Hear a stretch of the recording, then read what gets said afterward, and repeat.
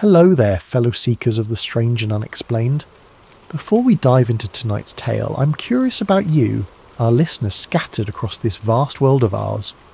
How has your day been treating you? What time is it where you are right now? Are you listening from a bustling city, a quiet suburban home, or perhaps somewhere more remote? I love knowing that our community spans continents and time zones, united by our fascination with the mysteries that lurk just beneath the surface of our everyday reality. Speaking of mysteries, if you're enjoying these deep dives into the unknown, please consider subscribing to Sleep Theories. Your support helps us continue exploring the darkest corners of conspiracy, the paranormal, and those unsettling questions that keep us awake at night. Now, settle in as we explore a story that will make you question the very nature of memory, reality, and truth itself. Dr. Cassia Moreno had always prided herself on her ability to find patterns where others saw only chaos. It was this talent that had earned her a PhD in cognitive neuroscience from Stanford, a prestigious research position studying memory formation, and eventually a lucrative contract with the Department of Defense. But as she sat in her sterile government office in Arlington, Virginia, staring at the data scrolling across her monitor, she wished for once that her pattern recognition skills would fail her. The contract had seemed straightforward enough when she'd signed on 6 months ago. The Pentagon wanted her to analyse psychological anomalies appearing in national security background screenings. Nothing too unusual there. The military had always been paranoid about mental fitness. What they hadn't told her was just how widespread these anomalies had become. Cassia rubbed her tired eyes and took another sip of her cold coffee. It was well past midnight, but she couldn't tear herself away from the data. The numbers were staggering. In the past 18 months, over 3,000 federal employees, military personnel and contractors had failed routine psychological evaluations, not because of mental illness or instability, but because they had given consistently wrong answers to what should have been simple questions about commonly known facts. She pulled up the first case file, Staff Sergeant Marcus Webb, Army Intelligence, 15-year veteran with an exemplary record, applying for a higher security clearance. During his evaluation, he had insisted that the popular children's book series was called The Berenstein Bears, not Berenstain Bears. When shown the actual books with the correct spelling, he became agitated, claiming someone had changed them. The second file, Air Traffic Controller Janet Morrison, FAA. 23 years of flawless service. During her routine psychological assessment, she maintained that Nelson Mandela had died in prison in the 1980s, not in 2013 as former president. She provided specific details about watching his funeral on television, details that matched no historical record. The third, FBI Agent David Chen, Counterintelligence Division.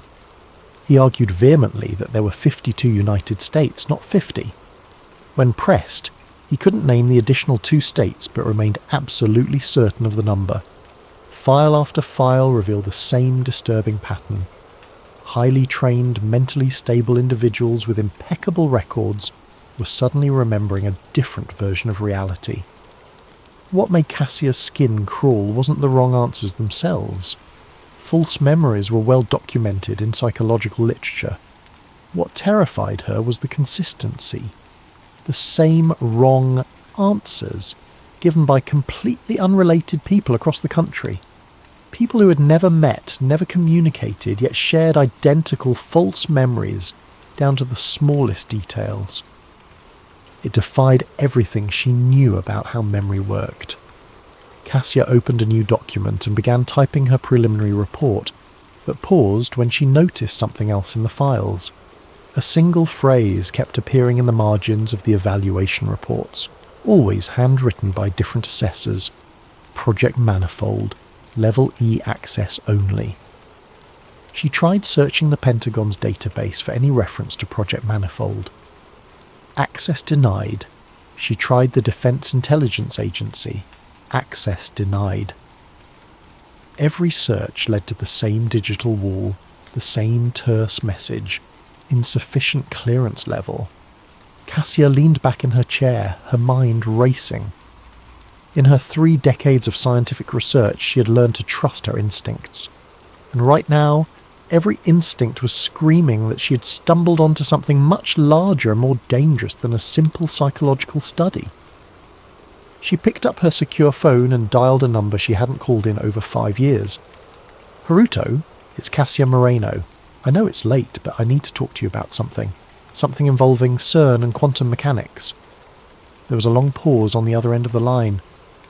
"Cassia," Dr. Haruto Seldine's voice was barely above a whisper. "Are you calling from a secure line?" "Of course, Pentagon issued. Why?"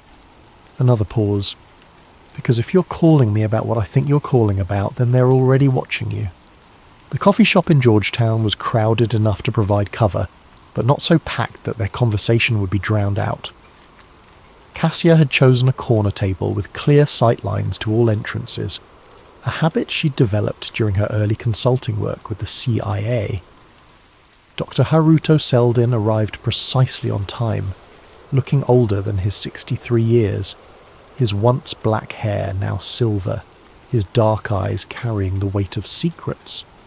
"You look like hell, Haruto," Cassia said as he sat down across from her. "So do you, but then most people do once they start seeing the cracks." He ordered black coffee from the approaching waitress and waited until she was out of earshot before continuing. "Tell me what you found." Cassia slid a tablet across the table, showing him her compiled data on the psychological anomalies. Haruto's expression grew darker with each page he scrolled through. "The Mandela effect," he said finally. "That's what they're calling it now, isn't it? Named after that woman, Fiona Broome, who first documented the phenomenon online." "You know about this?" "Know about it?" Haruto laughed bitterly. "Cassia, I helped create it." The words hit her like a physical blow. "What are you talking about?" Haruto glanced around the coffee shop nervously before leaning forward. 2012. You remember I left CERN abruptly, told everyone I was burned out, wanted to return to private research. Yes, you never explained why. I couldn't. I'd signed NDAs that would have landed me in federal prison for the rest of my life. But things have changed. The project is supposed to be shut down, and frankly, I'm tired of carrying this alone. He paused, choosing his words carefully. I was recruited for something called the Manifold Initiative. Officially, it was dimensional stability fieldwork. Unofficially, it was the most dangerous experiment in human history. Cassia felt her mouth go dry. Explain. The Large Hadron Collider at CERN, and several smaller facilities like it around the world, don't just smash particles together for research. The energy levels we achieve, the exotic matter we create, it has unintended consequences. We started noticing small discrepancies in our data, tiny variations in physical constants, minute changes in historical records stored in our databases. Changes? At first we thought it was equipment malfunction or data corruption, but then we started comparing notes with other facilities, cross-referencing with historical archives. The discrepancies were real, and they were spreading. Small tears in what we call space-time, micro-fractures that allowed alternate versions of reality to bleed through. Cassia stared at him in disbelief. You're talking about parallel universes. I'm talking about the multiverse, Cassia. The theory that every quantum possibility creates a separate timeline, a separate reality. We discovered that these realities aren't as separate as we thought. Under certain conditions, they can overlap, interfere with each other, and we had inadvertently created those conditions. Haruto reached into his jacket and pulled out a manila folder. The Mandela effects people are experiencing aren't memory glitches, they're timeline fractures. The question isn't why people remember differently, it's why the record changed around them. He opened the folder and slid out 2 documents. Both appeared to be copies of the Declaration of Independence, aged and authentic looking. But there was a crucial difference. This one, Haruto pointed to the first document, refers to the 13 unified colonies. This one mentions the 13 United States. Both are from the National Archives. Both have matching provenance. Both exist simultaneously in our reality. Cassia examined the documents with growing horror. The handwriting was identical, the paper and ink appeared genuine, even the water stains and age marks matched perfectly. But the words were different. How is this possible? Because we're living in a merged timeline, Cassia. Fragments of different realities bleeding together, creating inconsistencies that our brains struggle to process.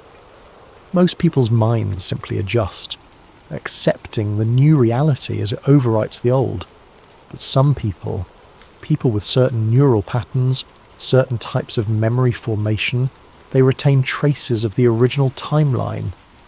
The people in my files? Exactly. They're not mentally ill or delusional. They're remembering correctly. They're just remembering a different version of reality that used to exist. Haruto's voice dropped to barely audible. And that's when the government got involved. The Nevada desert stretched endlessly in all directions, a barren landscape of scrub brush and red rock under the merciless afternoon sun. Cassia checked her GPS again, confirming she was still on course toward the coordinates Haruto had given her. The facility was supposed to be abandoned, shut down after the Manifold initiative was terminated in 2014. But as she crested a low hill, she could see the signs of recent activity. The surface installation looked innocuous enough. A cluster of beige concrete buildings surrounded by a chain-link fence topped with razor wire. Warning signs declared it a restricted government research facility, but they looked weathered and old. What caught Cassia's attention were the tyre tracks in the sand, too fresh to be from the facility's supposed shutdown 8 years ago. She had driven out here on impulse, needing to see the place Haruto had described with her own eyes. He had been reluctant to give her the location, warning her that even though the project was officially terminated, certain elements within the government might still be monitoring the site. But Cassia had pushed, and eventually he had relented. The Ananka ring, he had told her, named after the Greek goddess of necessity and fate. Ironic, considering what we were doing there. Now, standing at the fence in the desert heat, Cassia felt a chill that had nothing to do with the temperature. She had brought bolt cutters, telling herself she was just going to take a quick look around the perimeter, but as she cut through the chain link, she knew she was crossing a line from which there might be no return.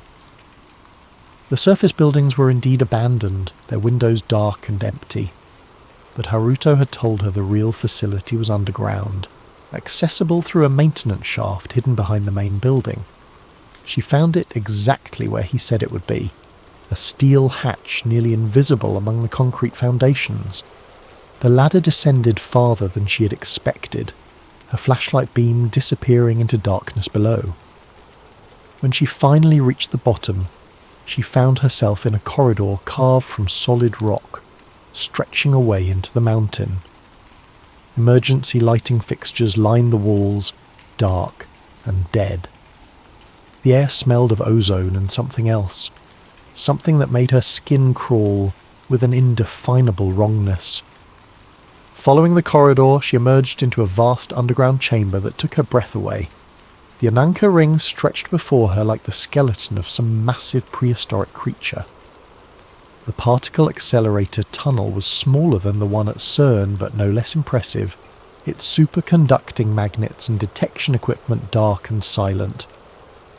But it was what she found in the control room that made her blood run cold. Banks of servers lined the walls, their status lights blinking softly in the darkness. They hadn't been shut down. They were running on auxiliary power, maintaining something even after all these years. Cassia found a terminal that was still active and began scrolling through the system logs. What she read made her hands shake. Timeline variant 57, Looney Tunes/Toons, probability shift successful. TVO session 12, Mandela test cohort, memory pattern stable. Session abort, Princess Diana lives timeline, cascade effect detected. Reality anchor points, Nelson Mandela death shift, implementation complete. Berenstain variant, low-level reality bleed, monitoring ongoing. Page after page of session logs detailed deliberate attempts to alter reality. to shift timelines and manipulate collective memory. This wasn't accidental bleed-through from parallel universes, it was weaponized reality manipulation. Cassia found a folder labelled Operation Memory Garden and opened it with trembling fingers. The documents inside outlined a collaboration between the Department of Defense, the CIA, and several private defense contractors. The goal was to use quantum resonance frequencies to shift perception, to alter collective memory patterns, and ultimately to rewrite history itself. Some experiments had been small-scale tests, changing minor details like cartoon character names or the spelling of children's books. Others were more ambitious, attempting to erase entire political scandals or alter the outcomes of elections. A few entries made reference to cosmic-level interventions, attempts to change major historical events. The final document in the folder was dated just 6 months ago. It was titled Phase 3 Implementation, Mass Memory Synchronization. The summary made Cassia's stomach turn. Following successful small-scale reality modifications, recommend proceeding to Phase 3, complete timeline consolidation. Using satellite-based quantum resonance arrays, we can achieve global memory synchronization, eliminating dangerous alternate timelines and establishing a single controlled narrative of history.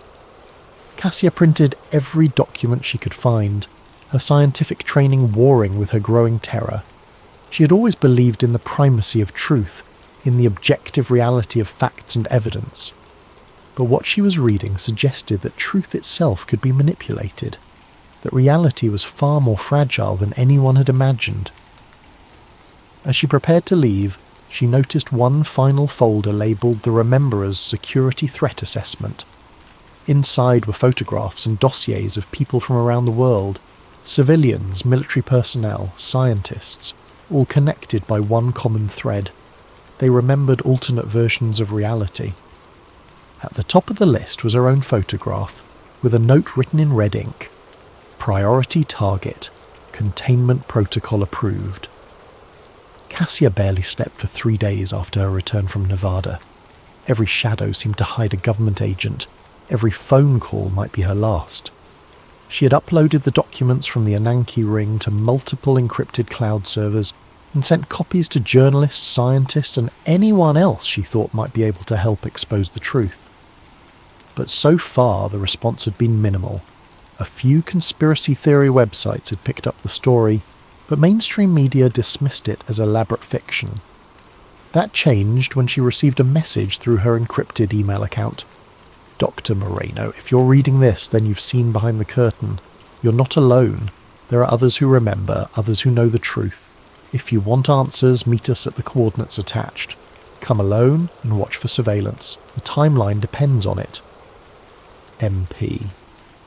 The coordinates led her to an abandoned warehouse in Baltimore, a 3-hour drive from her Arlington apartment. Cassia arrived after dark. Her nerves stretched to the breaking point. The warehouse appeared empty, but as she approached the loading dock, a door opened and a shadowy figure beckoned her inside. Dr. Moreno, I'm Malik Price. The man who greeted her was in his 40s with greying hair and the bearing of a career military officer. Thank you for coming. We've been following your work with great interest. He led her through the dark warehouse to a hidden room behind a false wall. Inside, she found something she hadn't expected. A sophisticated command centre filled with computers, monitors, and communication equipment. More surprising were the dozen people working at various stations, all turning to look at her as she entered. Welcome to the Rememberers, Malik said. We're what you might call the Resistance. Resistance to what? To having our reality stolen from us. A woman approached from one of the computer terminals. She was young, maybe 30, with the intense eyes of someone who had seen too much. I'm Dr. Sarah Chen. Until 2 years ago, I was a quantum physicist at MIT. Then I started remembering things that supposedly never happened. Like what? Like the fact that Australia used to be much farther south. Like the fact that the human heart is located in the centre of the chest, not shifted to the left. Like the fact that there used to be 52 states, not 50.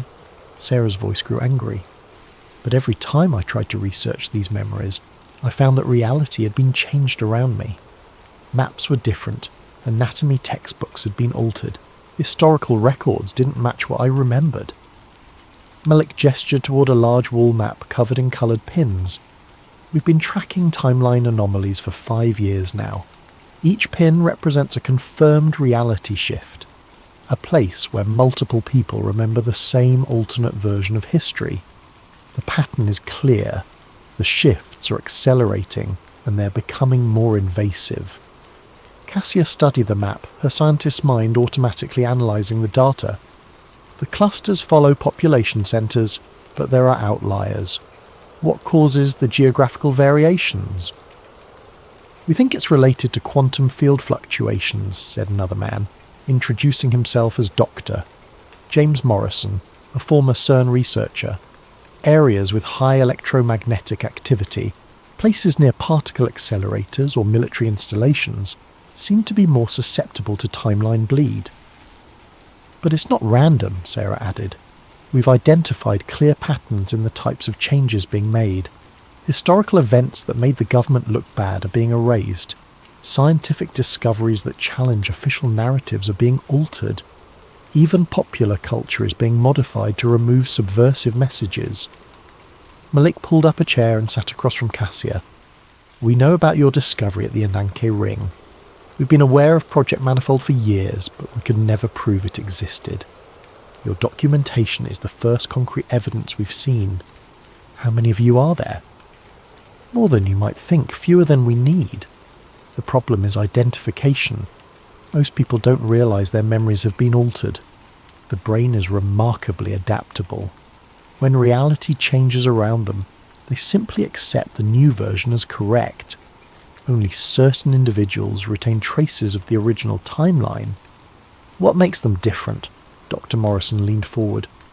We're still researching that, but we have some theories. People with certain neurological conditions, individuals who work with quantum physics or advanced mathematics, military personnel exposed to classified electromagnetic experiments, they seem to be more resistant to memory modification.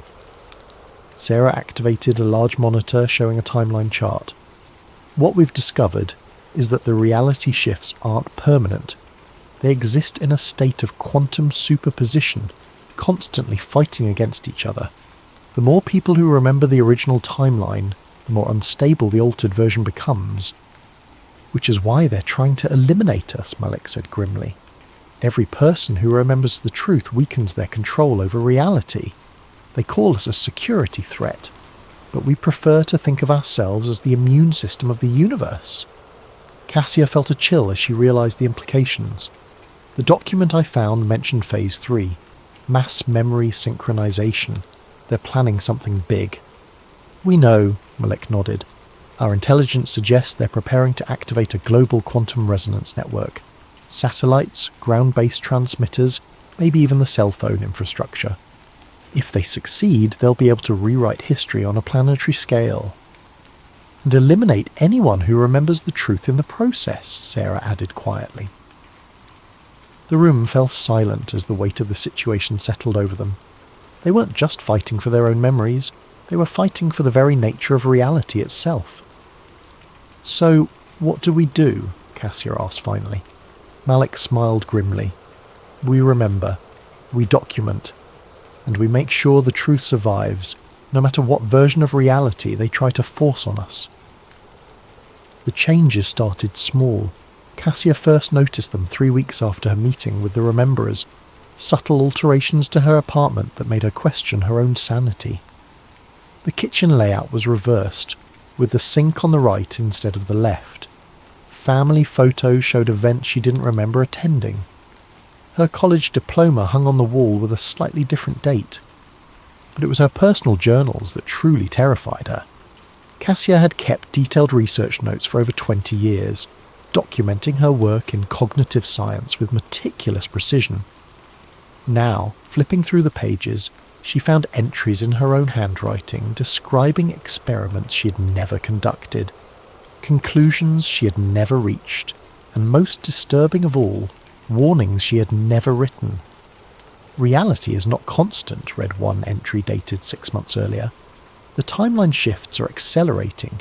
If you're reading this and don't remember writing it, then you're experiencing temporal displacement. Trust your instincts, not your environment. CM. Another entry, supposedly from just last week. They're coming. The manifold protocol has been activated. Find the rememberers. Find the truth. Don't let them erase us all. CM. Cassia's hand shook as she read her own words. Words she had no memory of writing. The implications were staggering. Not only was reality being actively manipulated, but her own timeline was becoming unstable. She was losing pieces of herself to alternate versions that apparently existed simultaneously. Her secure phone buzzed with an encrypted message from Malik. Emergency meeting. They've found us. Bring everything. The warehouse in Baltimore was in chaos when Cassia arrived. Equipment was being hastily packed, computers wiped, and documents shredded. Malik met her at the door, his face grim. We've been compromised. Federal agents raided 3 of our safe houses this morning. They're calling us domestic terrorists, claiming we're spreading dangerous disinformation. He handed her a tablet showing news reports from around the country. But that's not the worst part. The news footage showed government officials holding press conferences, scientists at podiums, all speaking with absolute authority about the dangers of false memory syndrome and the need for cognitive correction therapy for affected individuals. The reports mentioned a new treatment being developed by the Department of Health and Human Services in collaboration with defence contractors, a process that could repair damaged memories and restore normal brain function. They're not just hunting us anymore, Sarah said, approaching with a laptop bag slung over her shoulder. They're preparing to medicalize dissent. Anyone who remembers alternate timelines will be declared mentally ill and subjected to forced treatment. Forced memory modification, Dr. Morrison added. They're turning the weapons they use to alter reality into medical procedures. It's brilliant and terrifying. Cassia felt the walls closing in around them. How long do we have? According to our sources inside the government, the mass synchronization event is scheduled for next week, Malik replied. Operation Recall Loop. They'll use every available transmission method, satellites, cell towers, even the emergency broadcast system, to send quantum resonance frequencies designed to align all human memory patterns to a single, approved timeline. What timeline? One where Project Manifold never existed, where alternate realities are impossible, where anyone who claims to remember differently is suffering from a treatable mental disorder. Sarah's voice was bitter. They're not just rewriting history, they're rewriting the rules of what's possible. The group worked frantically to salvage what they could from their research, uploading files to decentralized networks, sending copies to contacts around the world, hoping that some record of the truth would survive the coming purge. But as they worked, reality continued to shift around them. Cassia watched in horror as newspaper headlines changed while she was reading them, as photographs flickered between different versions of the same events, as the very text on her computer screen rewrote itself in real time. The timeline was becoming unstable, possibly as a result of their resistance to the official narrative. It's starting, Doctor, Morrison said, pointing to his quantum field detectors. The resonance frequencies are building. They're running preliminary tests. Through the warehouse windows, Cassia could see the night sky flickering strangely, as if reality itself was having trouble maintaining consistency. Stars appeared and disappeared, constellations shifted, and for a brief moment she swore she could see multiple moons in the sky simultaneously. Malik made a decision. We upload everything. Now full exposure. Every document, every recording, every piece of evidence we have. We flood the internet with the truth before they can stop us. It won't matter, Sarah said quietly. Once they activate the global synchronization, none of this will exist. The new timeline won't include any of our discoveries. Then we make sure some of us remember, Cassia said suddenly. If they can modify memory with quantum frequencies, maybe we can shield ourselves from those frequencies. Dr. Morrison looked up from his equipment. Theoretically possible. We'd need to create a localized quantum interference field, something to disrupt their transmission, but the power requirements... The Ananka ring, Cassia interrupted. It's still active, still running on auxiliary power. If we could modify the resonance frequency, use it to broadcast a counter-signal. Merik stared at her. You want to go back to Nevada? To the heart of their operation? It's the only facility powerful enough to interfere with their satellite network, and it's the last place they'd expect us to make a stand. The decision was made quickly. As reality continued to fracture around them, the surviving rememberers loaded their equipment into vehicles and began the desperate journey across the country. They had perhaps 48 hours before Operation Recall Loop went live. 48 hours to save not just their memories, but the very possibility of alternate truth. As they drove through the night, Cassia watched the world outside change and shift. Roads appeared and disappeared, cities flickered between different versions of themselves, and the stars overhead rearranged themselves into unfamiliar patterns. They were living through the collapse of stable reality, witnessing the birth of a new world where truth would be whatever those in power decided it should be. But they still remembered, and as long as they remembered, there was hope. The final transmission from the Ananka ring lasted exactly 17 minutes and 33 seconds. Government records claim it was a malfunction in the abandoned facility's power systems, a final surge of electricity through decaying equipment before permanent shutdown. But those who were listening, those who knew what to look for, heard something else entirely. Buried in the static of emergency radio frequencies, encoded in the background hum of satellite communications, scattered across the spectrum of human transmission, was a message.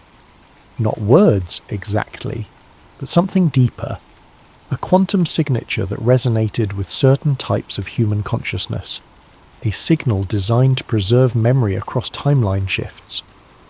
The official reports state that Dr. Cassia Marino died in a tragic accident at the facility, along with several other individuals who had apparently broken into the site.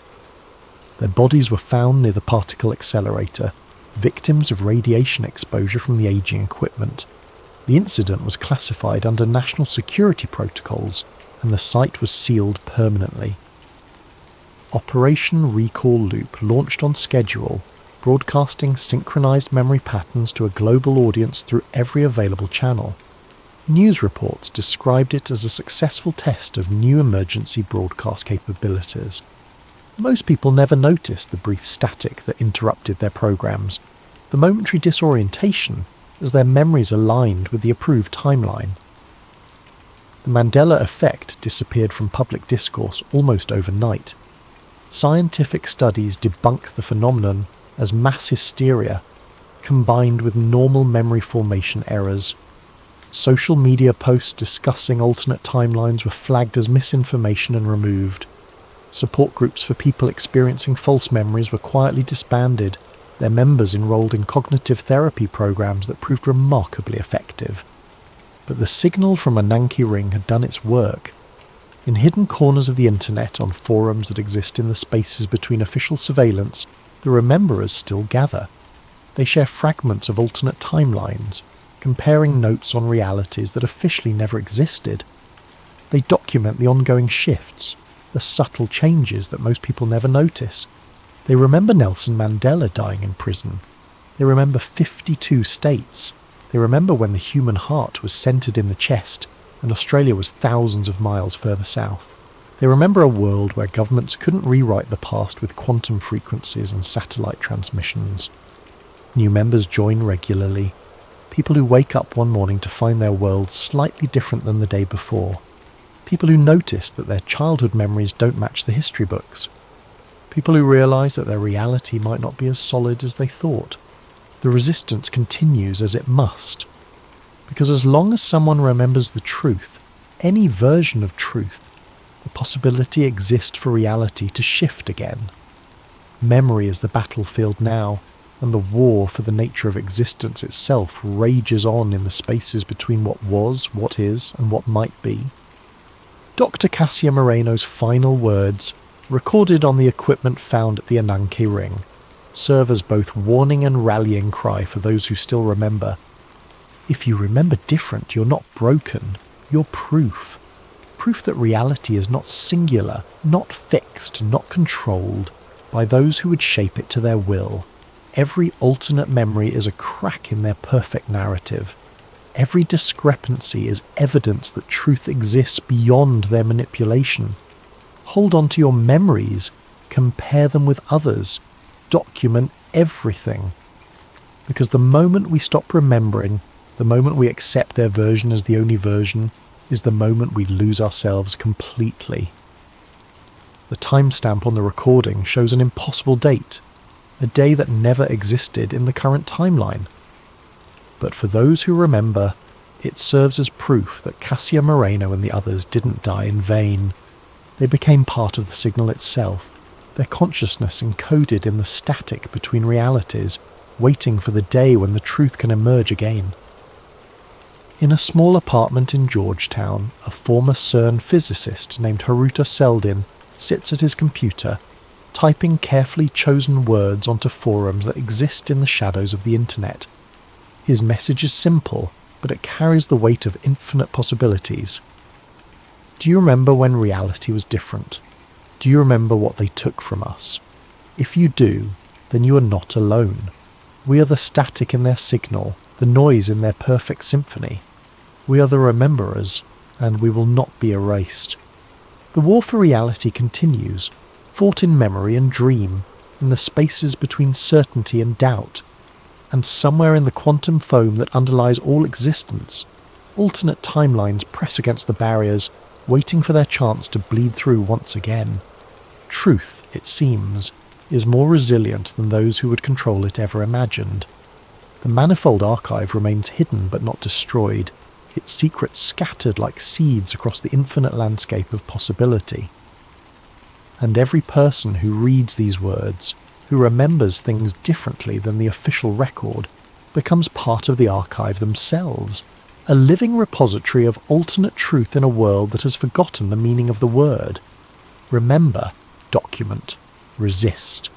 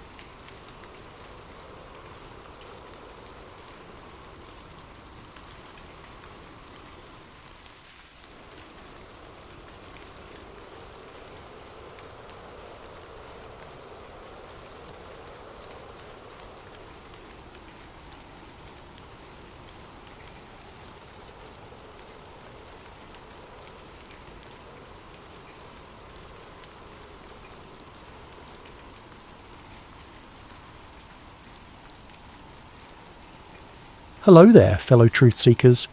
Before we descend into the depths of today's story, I hope you're having a wonderful day, wherever you are in this vast world of ours. Whether it's morning coffee time, afternoon break, or late night exploration, I'm curious about what time zone you're joining us from. Are you listening from the bustling cities of the East Coast, the mountains of Colorado, or perhaps from across the ocean in Europe or Asia? Wherever you are, you've found your way to Sleep Theories, and for that, I'm grateful. If you haven't already, please consider subscribing to Sleep Theories for more stories that explore the hidden truths lurking beneath the surface of our reality. If you have any story, suggestions or conspiracies you would like to hear about, please be sure to drop them in the comments below. Now, let's begin our journey into a world where the deepest secrets aren't hidden in plain sight, but buried miles beneath our feet. The Montana wind carried more than just the scent of pine and snow that October evening. It carried secrets that Levi Brenner had spent 12 years trying to forget. Levi stood on his cabin's porch, watching the unmarked sedan navigate the winding dirt road that led to his property. No GPS could find this place. No official maps showed this route. Yet here they were, headlights cutting through the dusk like surgical instruments, precise and unwavering. He'd been expecting this visit for years. This sedan stopped 50 yards from his cabin, its engine ticking in the cold air. A man emerged from the passenger side, moving with the deliberate caution of someone who knew they were being watched. Even in the fading light, Levi could see the telltale signs, the slight favouring of the left leg, the way the man's hand instinctively checked his jacket pocket, the constant scanning of the tree line. Former military just like him. "Levi Brenner," the man called out, his voice carrying despite the distance. "My name is Mason Hyrel. We need to talk."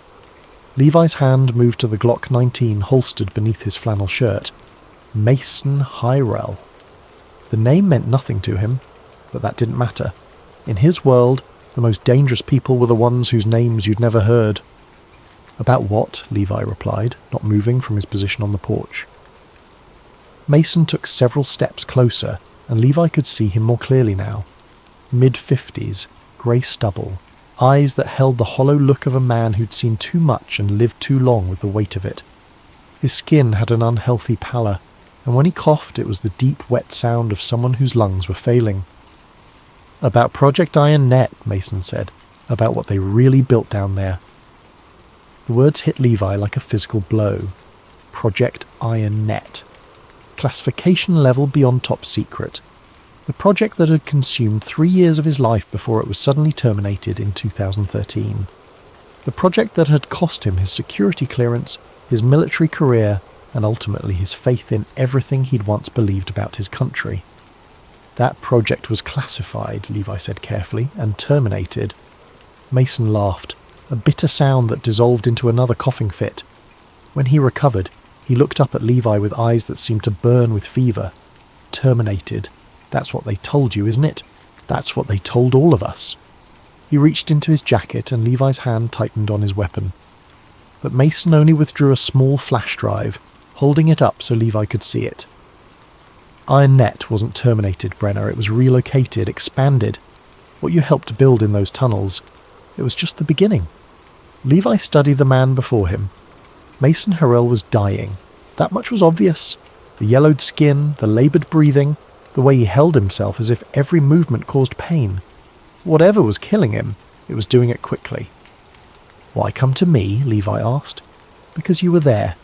You know the tunnel specifications, the load-bearing calculations, the electromagnetic shielding requirements. You know what kind of infrastructure they were really building." Mason took another step forward, swaying slightly. "And because you're one of the few people who worked on Iron Net who's still alive." The implication hung in the air between them like a loaded weapon. Levi had lost touch with most of his old team years ago, but he'd heard about some of the deaths, car accidents, suicides, heart attacks in men who'd been perfectly healthy. He'd told himself it was coincidence, that the stress of black budget work took its toll on everyone eventually. "What's on the drive?" Levi asked. "Everything," Mason said. "Schematics, audio files, coordinates, proof that what we built wasn't just for national defence, it was for something else entirely." He tossed the flash drive onto the porch steps where it landed with a small plastic click. "There's a location in those files. They call it Terminal 0. Every tunnel, every line, every route we helped engineer, they all lead there." Mason turned to walk back to the sedan, but after a few steps he stopped. "I was DARPA subcontract. Electromagnetic systems. I thought I was building communication networks. Turns out I was building something very different." He looked back at Levi one last time. "You need to know what they did down there, what they're still doing." The sedan's engine started, and within minutes the taillights disappeared into the Montana darkness. Levi stood alone on his porch, staring at the flash drive that lay on his steps like a small black bomb. He should throw it away, burn it, pretend this conversation had never happened. That's what 12 years of paranoid isolation had taught him. When the past came calling, The smart move was to slam the door and walk away. Instead, he picked up the drive and went inside. His laptop was an ancient ThinkPad, air-gapped from any network, running a custom Linux distribution that he'd built himself. If there was surveillance malware on the drive, it would have nowhere to phone home. He inserted the device and waited. The drive contained 3 folders: schematics, audio, and coordinates. Levi opened the schematics first. What he saw made his blood turn to ice. The tunnel network he'd helped design for Project Iron Net was there, but it was only a small section of something much larger. The schematics showed a vast underground transportation system stretching across the entire continental United States. High-speed magnetic levitation lines connecting points in Nevada, New Mexico, Colorado, Pennsylvania, Virginia, and dozens of other locations. Some of the route markers were familiar: Cheyenne Mountain, Site R, the Dulce area of New Mexico, but others were simply designated by alphanumeric codes. At the centre of it all, connected to every major line, was a location marked only as Terminal 0. Levi's hands shook as he scrolled through the documents. The engineering specifications were beyond anything he'd seen in his military career. These weren't just tunnels. They were vacuum-sealed tubes capable of supporting vehicles travelling at speeds approaching 2,000 miles per hour. The power requirements alone would have demanded the output of multiple nuclear reactors. He opened the audio folder next. There were dozens of files, most labelled with dates from the past 5 years. Levi selected one at random and pressed play. A voice, distorted but clearly desperate, began speaking. Day 73 of Project Godai. Subject 14 Alpha continues to demonstrate anomalous neural activity. Language center showing patterns inconsistent with any known human dialect. Dr. Vance believes we're observing some form of genetic memory, possibly triggered by the synthesis process. Recommend immediate termination of... The file cut off abruptly. Levi tried another. Tunnel maintenance report for Mag Loop Section 7. Found 3 more bodies in the service corridors. Same condition as the others. Massive neural trauma, but no external wounds. Security wants to know if we should report this to Surface Command, but Dr. Kessler says... Static. Then silence. Levi played file after file, each one revealing fragments of a reality that seemed impossible. References to biological samples dating back to 1947, mentions of synthetic humanoid integration, discussions of something called the Kane Mirror Project that involved the duplication of government officials. By the time he reached the coordinates folder, Levi's worldview had already shattered and reformed twice over. The coordinates pointed to a location in the desert of New Mexico, roughly 30 miles northwest of the town of Dulce. The files indicated it was an abandoned airshaft, part of the original construction network for what was officially listed as an underground food storage facility. Levi knew better than to believe that cover story. He was still staring at the screen when his satellite phone rang. The device was supposed to be untraceable, its number known to only 3 people in the world. None of them would be calling at 2:17 a.m. He answered on the 4th ring. Levi Brenner? The voice was professional, efficient. This is Dr. Sarah Chen at Billings Medical Center. I'm calling about Mason Hyrule. He was brought in an hour ago. Levi's mouth went dry. Is he? He's dead. Massive organ failure. It looks like some kind of radiation poisoning, but the dosage would have had to be enormous. Mr. Hyrule had your phone number in his emergency contacts. The line went quiet, except for the sound of Levi's heartbeat. Finally, Dr. Chen spoke again. Mr. Brenner, there's something else. Before he died, Mr. Hyrule kept repeating something. He said to tell you that the children are already underground. Does that mean anything to you? Levi ended the call without answering. He sat in the darkness of his cabin, the laptop screen casting eerie shadows on the walls. Mason Hyrule was dead, killed by something that had eaten him alive from the inside. The flash drive contained evidence of a conspiracy that stretched back decades and possibly reached into the highest levels of government. The smart thing would be to destroy the drive and disappear, change his name, move to another country, try to forget everything he'd learned tonight. Instead, Levi began packing for New Mexico. The abandoned air shaft was exactly where the coordinates said it would be. hidden in a depression between two low hills about 15 miles off Highway 64. Levi had spent 2 days conducting surveillance from various vantage points, watching for any signs of security or activity. The area appeared completely deserted, but he knew that appearances meant nothing when dealing with classified installations. The shaft itself was sealed with a concrete cap marked with faded radiation warning symbols. According to the files on Mason's drive, this was access point Delta 7, one of dozens of secondary entrances to what the documents referred to as the DUST Grid Alpha Network, Deep Underground Strategic Transport. Levi had come prepared. Explosive charges to remove the concrete cap, climbing gear for the descent, night vision equipment, and his old security credentials, which according to the drive's intel might still work on some of the older access systems. He waited until 3 a.m. to begin. The concrete came away easier than expected, revealing a perfectly circular shaft that descended into absolute darkness. The walls were lined with metal rungs that showed signs of recent maintenance despite the facility's supposed abandonment. Levi clipped his descent gear to the ladder system and began climbing down. 50 feet, 100, 200. The shaft seemed to go on forever, a perfectly engineered bore that cut straight through the bedrock like a surgical incision. At 300 feet, his boots touched solid ground. He found himself in a circular chamber roughly 20 feet in diameter. 3 tunnels branched off from the central hub, each one large enough to accommodate a full-sized vehicle. The walls were covered with electromagnetic shielding that hummed with residual energy, suggesting that power was still flowing through the system. According to the schematics, the middle tunnel led to the main transport line. Levi activated his night vision goggles and started walking. The tunnel stretched ahead of him in a perfectly straight line, its walls smooth as glass. Every 100 yards he passed small alcoves containing equipment that he didn't recognize. Crystalline structures that pulsed with faint light. Metallic devices that seemed to be monitoring something in the air itself. After 20 minutes of walking, the tunnel opened into a vast underground chamber. What Levi saw there would haunt him for the rest of his life. The chamber was the size of an aircraft hangar, its ceiling lost in darkness above. Along the walls were dozens of glass cylinders, each one roughly the size of a phone booth.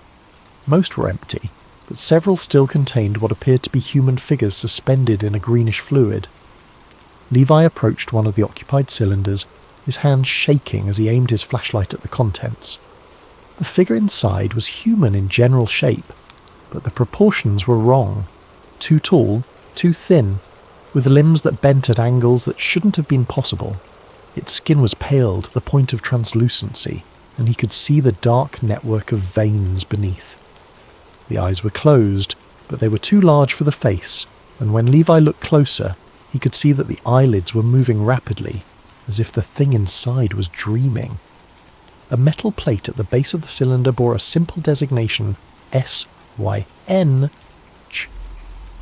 M47, synthetic human. Levi moved to the next cylinder. This one contained what looked like a normal human child, perhaps 8 or 9 years old. The plate read, Subject 23, Beta, Neural Mapping Complete. The child's eyes snapped open. Levi stumbled backward, his flashlight beam wavering. The child in the cylinder was definitely alive, and it was looking directly at him. Its mouth opened as if it was trying to speak, but no sound emerged through the fluid. Then it raised one small hand and pressed it against the glass.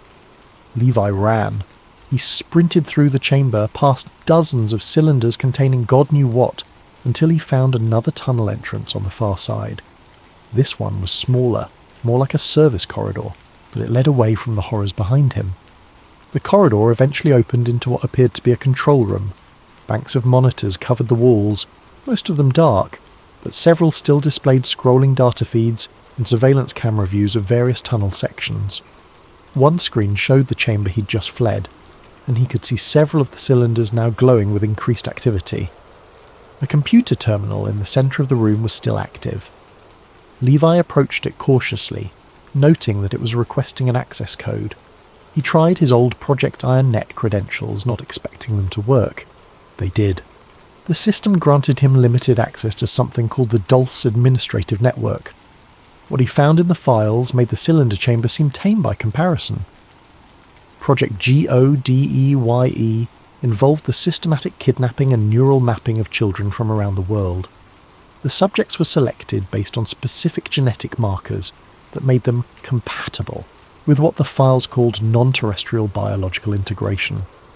Project Synhum was developing biomechanical duplicates of world leaders using DNA samples obtained through various intelligence operations.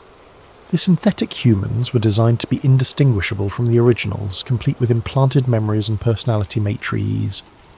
The Magloop transport system connected facilities across the United States and beyond. The files referenced installations in Antarctica, deep ocean bases, and what appeared to be off-world platforms, though the descriptions were too heavily redacted to make sense of. But it was the files labelled Kane Mirror that made Levi's blood freeze. The project involved the systematic replacement of government officials, military leaders, and corporate executives with synthetic duplicates. The process had been ongoing for at least 15 years, with the replaced individuals either eliminated or kept in underground storage facilities for future use.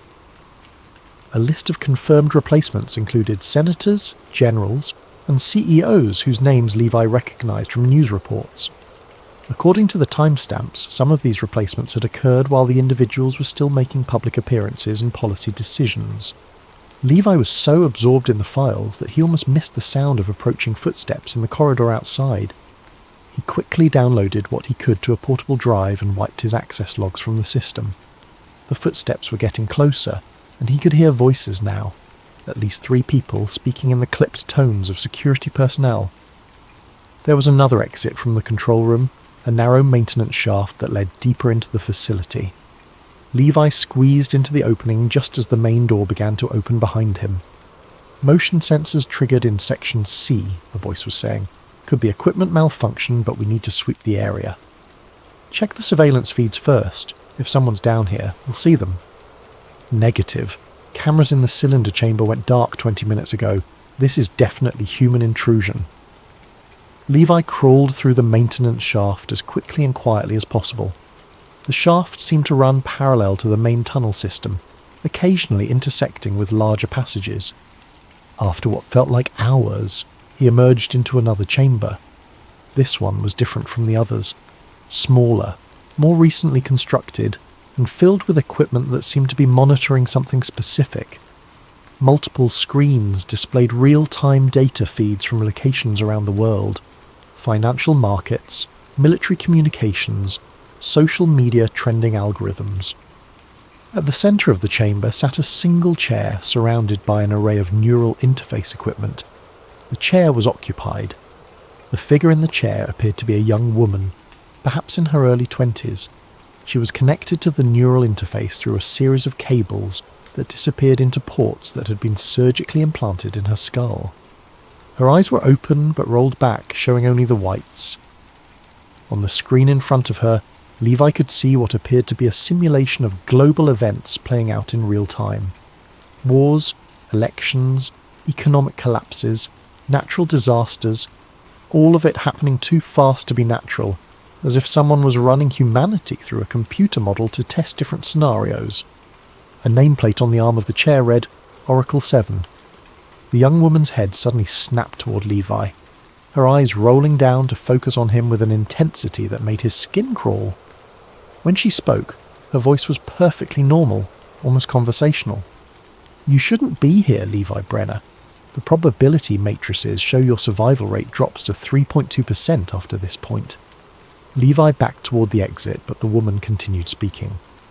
Terminal 0 is 847 miles southeast of your current position. The transport system is still active, but you'll need to access it through the emergency protocol interface. Use authentication code Sierra 77 Alpha. Who are you? Levi whispered.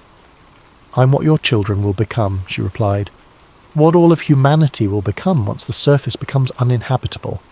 The tunnels aren't for hiding, Mr. Brenner. They're for evolution. Alarms began blaring throughout the facility. Emergency lights bathed everything in harsh red illumination, and Levi could hear the sound of the boots on metal as security teams moved through the tunnels. go, the woman said. You have 11 minutes before they seal the transport access. Levi ran. The transport platform was exactly where the Oracle had said it would be. Accessed through a heavy blast door marked with biohazard symbols and warnings in multiple languages. Levi's old credentials got him through the security checkpoint, though he suspected that was only because someone or something wanted him to proceed. The platform itself was like nothing he'd ever seen. A sleek, bullet-shaped vehicle sat on magnetic rails that stretched into a tunnel so perfectly straight it seemed to violate the laws of physics. The tunnel walls were lined with the same electromagnetic shielding he'd seen throughout the facility, but here it was active, humming with energy that made his teeth ache. Levi approached the vehicle cautiously. It was roughly the size of a city bus, but shaped like a torpedo, with no visible wheels or external propulsion system. The door opened at his approach, revealing an interior that looked more like a luxury hotel room than a subway car. He stepped inside and the door sealed behind him with a hermetic hiss. A voice spoke from hidden speakers. "Welcome to Mag Loop Transport System. Please state your destination." "Terminal 0, Levi said. Authentication required for Alpha-level destinations." "Sierra 77 Alpha." There was a brief pause, then "Authentication accepted. Transit time to Terminal 0. 47 minutes. Please be seated for acceleration." Levi had barely buckled himself into one of the plush seats when the vehicle began to move. There was no sensation of acceleration, no vibration or noise. One moment they were stationary, the next they were travelling at a speed that defied belief. Through the small windows, the tunnel walls became a blur of light. According to the display screen in front of him, they were travelling at 1,847 miles per hour. During the journey, Levi tried to process everything he'd learned. The underground network was real. The genetic experiments were ongoing. Synthetic humans were being used to replace real people in positions of power. And somewhere ahead of him, Terminal 0 waited with answers to questions he wasn't sure he wanted to ask. The vehicle began to decelerate as smoothly as it had accelerated. Through the windows, Levi could see the tunnel opening into a vast underground space. Emergency lighting illuminated platforms, service walkways, and dozens of other transport vehicles sitting dormant on parallel tracks. "Arrival at Terminal 0, the voice announced. "Thank you for using Mag Loop Transport. Please note that all activities at this facility are classified at security level Obsidian or higher. Unauthorized disclosure is punishable by immediate termination." The door opened, and Levi stepped onto a platform that seemed to stretch for miles in every direction. The space was so large that its ceiling was lost in darkness above, and the far walls were barely visible in the distance. It was like standing in an underground city that had been built for giants. Directional signs pointed toward different sections of the facility: administration, research, manufacturing, storage, and something called Synthesis Central. Levi chose the administration section, hoping to find answers about what this place really was. The corridors he walked through were pristine, sterile, and completely empty. His footsteps echoed in the silence, and he began to wonder if the entire facility was automated. Then he heard voices coming from an open doorway ahead. Levi pressed himself against the wall and listened. Phase 3 implementation is ahead of schedule. Surface population has been reduced by 12.7% over the past 18 months through various vector deployments. Excellent. And the synthetic replacement program? Proceeding normally. We now have operational duplicates in 73% of targeted positions. Congressional voting patterns are completely predictable, and the executive branch is operating within acceptable parameters. What about the international situation? Also well within projections. The synthetic world leaders are coordinating beautifully. We should be ready for Phase 4 within the next 6 months. And the children? The neural mapping program has yielded extraordinary results. We can now download and transfer consciousness with 97.3% fidelity. The new bodies are adapting well to the enhanced neural architecture. Levi felt sick. These people were talking about the systematic replacement of humanity with synthetic duplicates, and they were discussing it as casually as quarterly sales figures. He moved past the doorway and continued deeper into the facility. What he found in the next section made him understand the true scope of what was happening. The manufacturing section contained assembly lines that stretched for hundreds of yards. Robotic systems were constructing what appeared to be human bodies with mechanical precision. Some were exact duplicates of real people. Levi recognised several faces from news broadcasts, while others seemed to be enhanced versions with improved musculature and neural interface ports. In the storage section, he found warehouses filled with stasis pods containing completed synthetic humans. Thousands of them, organised by function and deployment date. World leaders, military officers, corporate executives, religious figures, all waiting for their time to replace their organic counterparts. But it was in Synthesis Central that Levi discovered the most horrifying truth of all. The chamber was enormous, filled with machinery that defied easy description. At its centre was a massive crystalline structure that pulsed with energy, surrounded by banks of quantum computers that seemed to be processing incomprehensible amounts of data. Floating within the crystal were dozens of human brains, suspended in some kind of electromagnetic field. Cables connected each brain to the quantum processing network, and Levi realised he was looking at the source of the artificial intelligence that was running this entire operation. The brains weren't synthetic. They were real human brains harvested from God knew where, and they were being used as biological processors for the most advanced computer system ever created. A voice spoke from behind him. Remarkable, isn't it? The fusion of human intuition and quantum processing power. Each brain contributes its own unique patterns of thought and creativity to the collective intelligence. Levi spun around to face a man in an expensive suit who had appeared silently behind him. The man looked familiar, and after a moment Levi realised why. He'd seen this face on television hundreds of times. This was someone who was supposed to be in Washington, D.C. right now, making decisions that affected millions of lives. Except this wasn't the real person. This was a synthetic duplicate, and the real human was probably stored in one of the stasis pods Levi had seen earlier. "Who are you?" Levi asked. "I'm the future," the synthetic replied. "We all are. Humanity's next evolutionary step. The surface world is becoming uninhabitable. Climate change, resource depletion, social collapse. The old human model is obsolete. So you replace everyone with machines. We replace a failing species with a perfected one. No more war, no more suffering, no more chaos. Perfect coordination between all members of society." The synthetic gestured toward the crystalline structure.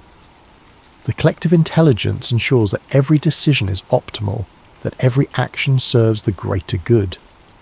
"And the children? What about the children you're experimenting on?" "They're the bridge between the old world and the new. Their neural patterns help us understand how to preserve the best aspects of humanity while eliminating the flaws. Thanks to them, our synthetic consciousness can experience creativity, love, hope, all the things that make life worth living." Levi backed toward the exit, but the synthetic made no move to stop him.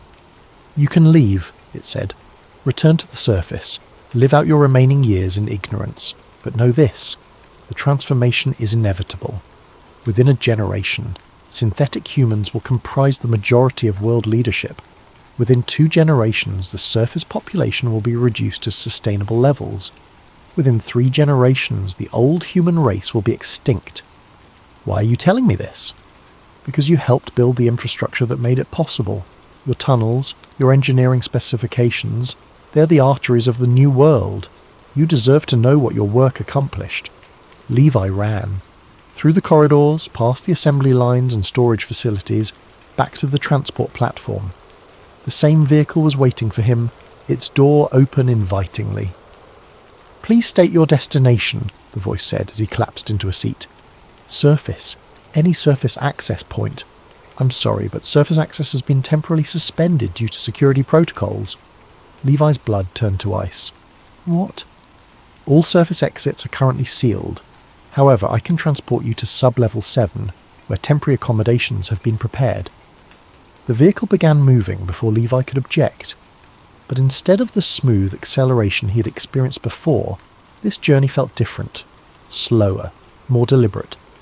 Through the windows, he could see that they were descending rather than travelling horizontally. "Arrival at Sublevel 7, the voice announced. "Welcome to your new home." Sublevel 7 was a prison disguised as a luxury hotel.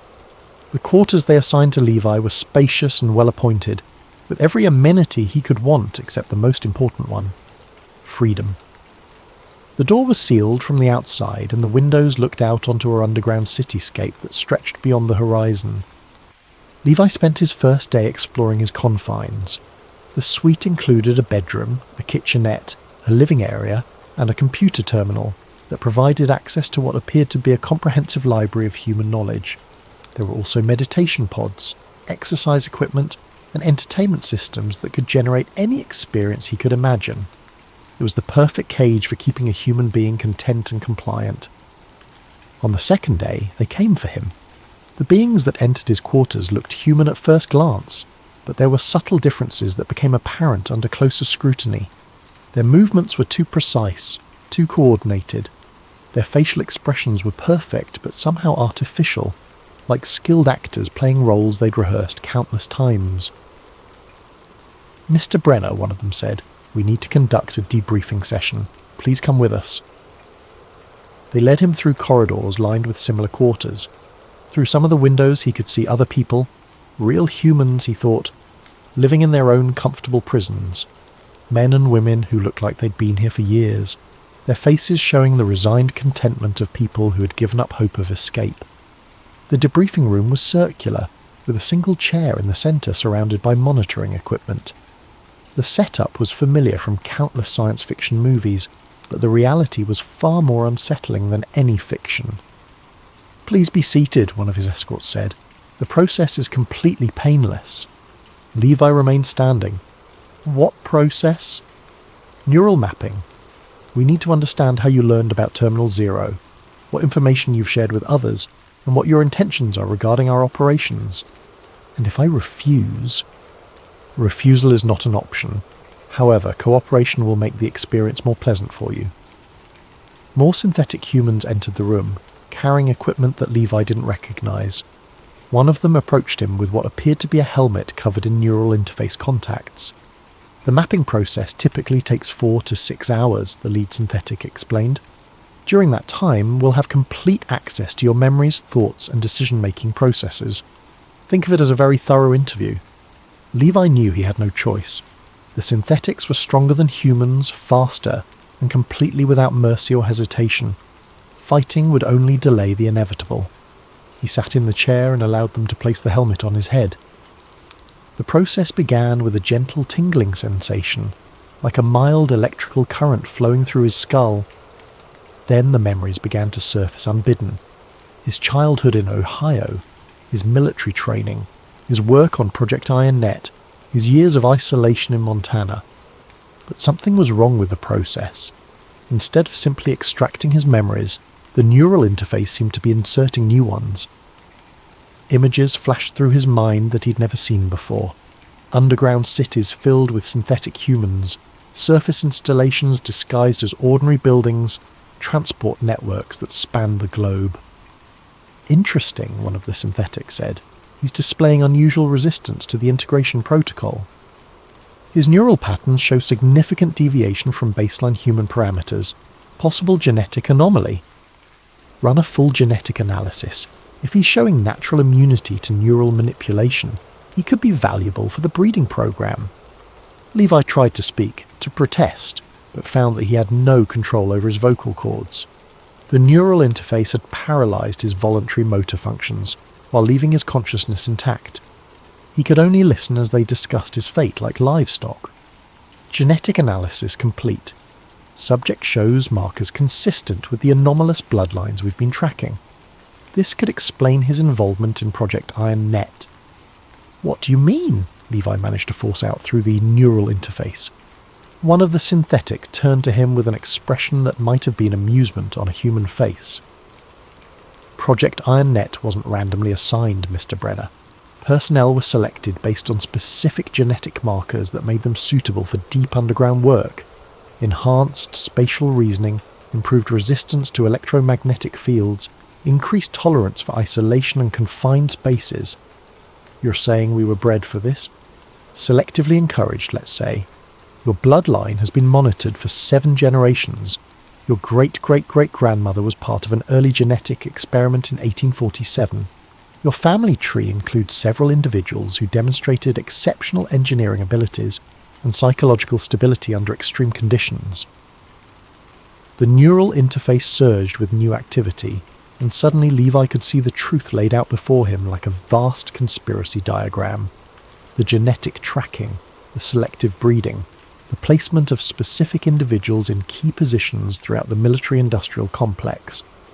Everything he'd accomplished in his life, his academic achievements, his military career, his security clearances, had been orchestrated by an intelligence that had been planning for over a century. The surface world was never sustainable, the synthetic continued. Climate change, resource depletion, overpopulation, the collapse was inevitable. The only question was whether humanity could evolve quickly enough to survive the transition. So you decided for us. We provided guidance. The genetic modifications were subtle, introduced through various means over multiple generations, enhanced intelligence, improved physical capabilities, increased psychological resilience. The goal was to create a subset of humanity capable of thriving in underground environments. And the others? The ones who weren't enhanced? They served their purpose during the transition period. But ultimately the future belongs to the modified bloodlines, to people like you, Mr. Brenner. The neural interface pushed deeper into his consciousness, and Levi could feel his sense of self beginning to fragment. Memories that weren't his own began to integrate with his personal history. Skills he'd never learned became accessible. Knowledge he'd never acquired filled his mind. "Stop," he whispered. "The integration is necessary," the synthetic replied. "You're becoming part of something larger, something perfect." But even as Levi felt his individual identity dissolving, a core part of his consciousness remained intact. The same stubborn independence that had driven him to live off-grid in Montana, that had made him investigate Mason Hyrol's claims despite the danger, that had brought him down into these tunnels in the first place. The neural interface couldn't touch that core. It was too fundamental, too deeply embedded in his genetic structure. "Anomaly detected," one of the other synthetics announced. "Subject is maintaining autonomous consciousness despite full integration protocol. Increase power to the neural inhibition matrix. Already at maximum safe levels, further increase could cause permanent brain damage. The collective intelligence is requesting direct interface." The room fell silent except for the humming of machinery. Then a new presence entered Levi's mind. Vast, ancient, utterly inhuman. It felt like standing in the path of an oncoming storm, knowing that it could obliterate him with a thought. "Levi Brenner." The voice spoke directly into his consciousness. "Your bloodline is more significant than you realize. You're descended from the first successful integration between human and non-terrestrial genetics. The 1847 incident involved your ancestor and biological samples recovered from a crashed vessel. Your resistance to our neural protocols is unexpected." Images flooded Levi's mind. A crash site in New Mexico, decades before Roswell. His ancestor, a young woman, being exposed to something that changed her at the cellular level. Generations of careful breeding to preserve and enhance those changes. "We have need of your unique capabilities. You will join the collective willingly, or your genetic material will be extracted for the synthesis program." "Never," Levi forced out through gritted teeth. The presence withdrew slightly, and Levi felt a moment of triumph. But then the neural interface activated emergency protocols, flooding his brain with electrical impulses designed to break down his resistance through pure neurological overload. Pain beyond description tore through his consciousness. But in that moment of agony, something else awakened. The alien genetics that had been dormant in his bloodline for generations. Power he'd never known he possessed surged through his nervous system, creating feedback loops that the neural interface couldn't handle. Sparks flew from the monitoring equipment. Alarms began blaring throughout the facility. Neural interface failure. Subject is overloading the quantum matrix. Levi opened his eyes and saw the synthetic humans backing away from him in what might have been fear. Electricity arced between his fingers as the alien genetics in his DNA fully activated for the first time in his family's history. He stood up, the neural interface helmet cracking and falling to pieces around him. "You made one mistake," he said, his voice carrying harmonics that shouldn't have been possible for human vocal cords. "You assumed the 1847 integration was complete. It wasn't. It was dormant, waiting for the right trigger." Levi's escape from Terminal Zero was a blur of electromagnetic pulses and system failures. The alien genetics that had awakened in his DNA gave him abilities he was still discovering. The power to disrupt electronic systems with a thought, enhanced physical capabilities that let him move through the facility like a ghost, and most importantly, immunity to the synthetic human's neural control methods. He found the transport system in chaos. His electromagnetic field had triggered cascading failures throughout the facility's quantum processing network. Emergency protocols were activating throughout the underground complex, sealing blast doors and initiating lockdown procedures. But the maglev system was still partially operational. Levy commandeered a maintenance vehicle and programmed it for the nearest surface access point. As the transport accelerated through the tunnels, he could see emergency lights flashing throughout the underground network. His awakening had disrupted systems across thousands of miles of tunnel. The surface access point was a hidden facility disguised as a water treatment plant in rural Colorado. Levi emerged into the pre-dawn darkness, his enhanced senses immediately detecting the electromagnetic signatures of surveillance equipment throughout the area. He had perhaps hours before they tracked him down. Levi made his way to the nearest town and acquired a laptop, uploading everything from Mason's flash drive, plus his own recordings from Terminal Zero, to a dozen different leak sites and whistleblower networks. Within 6 hours, the information was spreading across the internet faster than any suppression effort could contain it. But as he watched the initial responses, Levi realized the true horror of what they were facing. The story was being dismissed as an elaborate hoax. Social media algorithms were suppressing the content. News organizations were either ignoring it entirely or debunking it with explanations that seemed reasonable on the surface but completely missed the point. The synthetic humans weren't just in underground facilities. They were already in positions of power throughout the surface world, controlling the flow of information and public perception. Within 36 hours, every copy of the leaked data had been scrubbed from the internet. The websites that had hosted it were claiming the uploads had never existed. Levi's own electronic footprints were being systematically erased. Credit cards cancelled, bank accounts frozen, digital identity deleted from every database. But the alien genetics that had awakened in him provided capabilities beyond anything the synthetic humans had anticipated. Levi found he could interface directly with electronic systems, accessing data and communications in ways that bypassed normal security protocols. He discovered the true scope of the replacement program. Synthetic duplicates had been installed in key positions throughout the government, military and corporate hierarchies. The real humans were either dead or stored in underground facilities, kept alive as insurance in case their duplicates needed memory updates. The surface world was being managed like a vast simulation, with synthetic humans making decisions designed to gradually reduce the human population while preparing for the transition to underground civilization. And it was working. Birth rates were declining, environmental disasters were increasing, social cohesion was breaking down as synthetic leaders deliberately pursued policies designed to create conflict and instability. Humanity was being herded toward extinction without ever realizing it. Levi tried to expose the truth through every means he could think of. He contacted journalists, posted on social media, attempted to reach military personnel he'd once served with. But every effort was blocked, discredited, or simply ignored.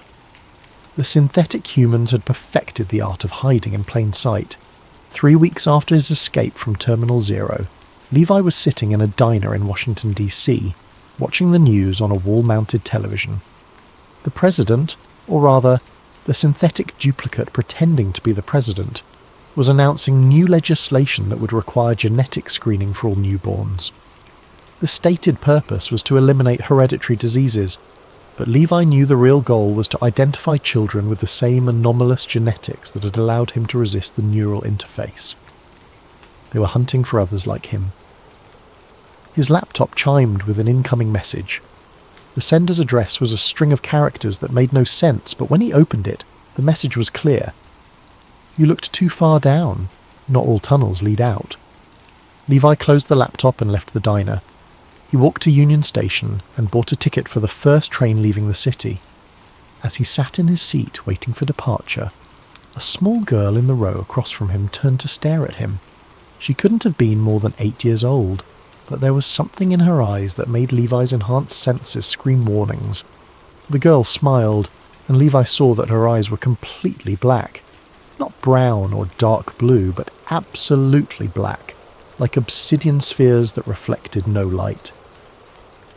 "Hello, Mr. Brenner," she said in a voice that carried harmonics no human child could produce.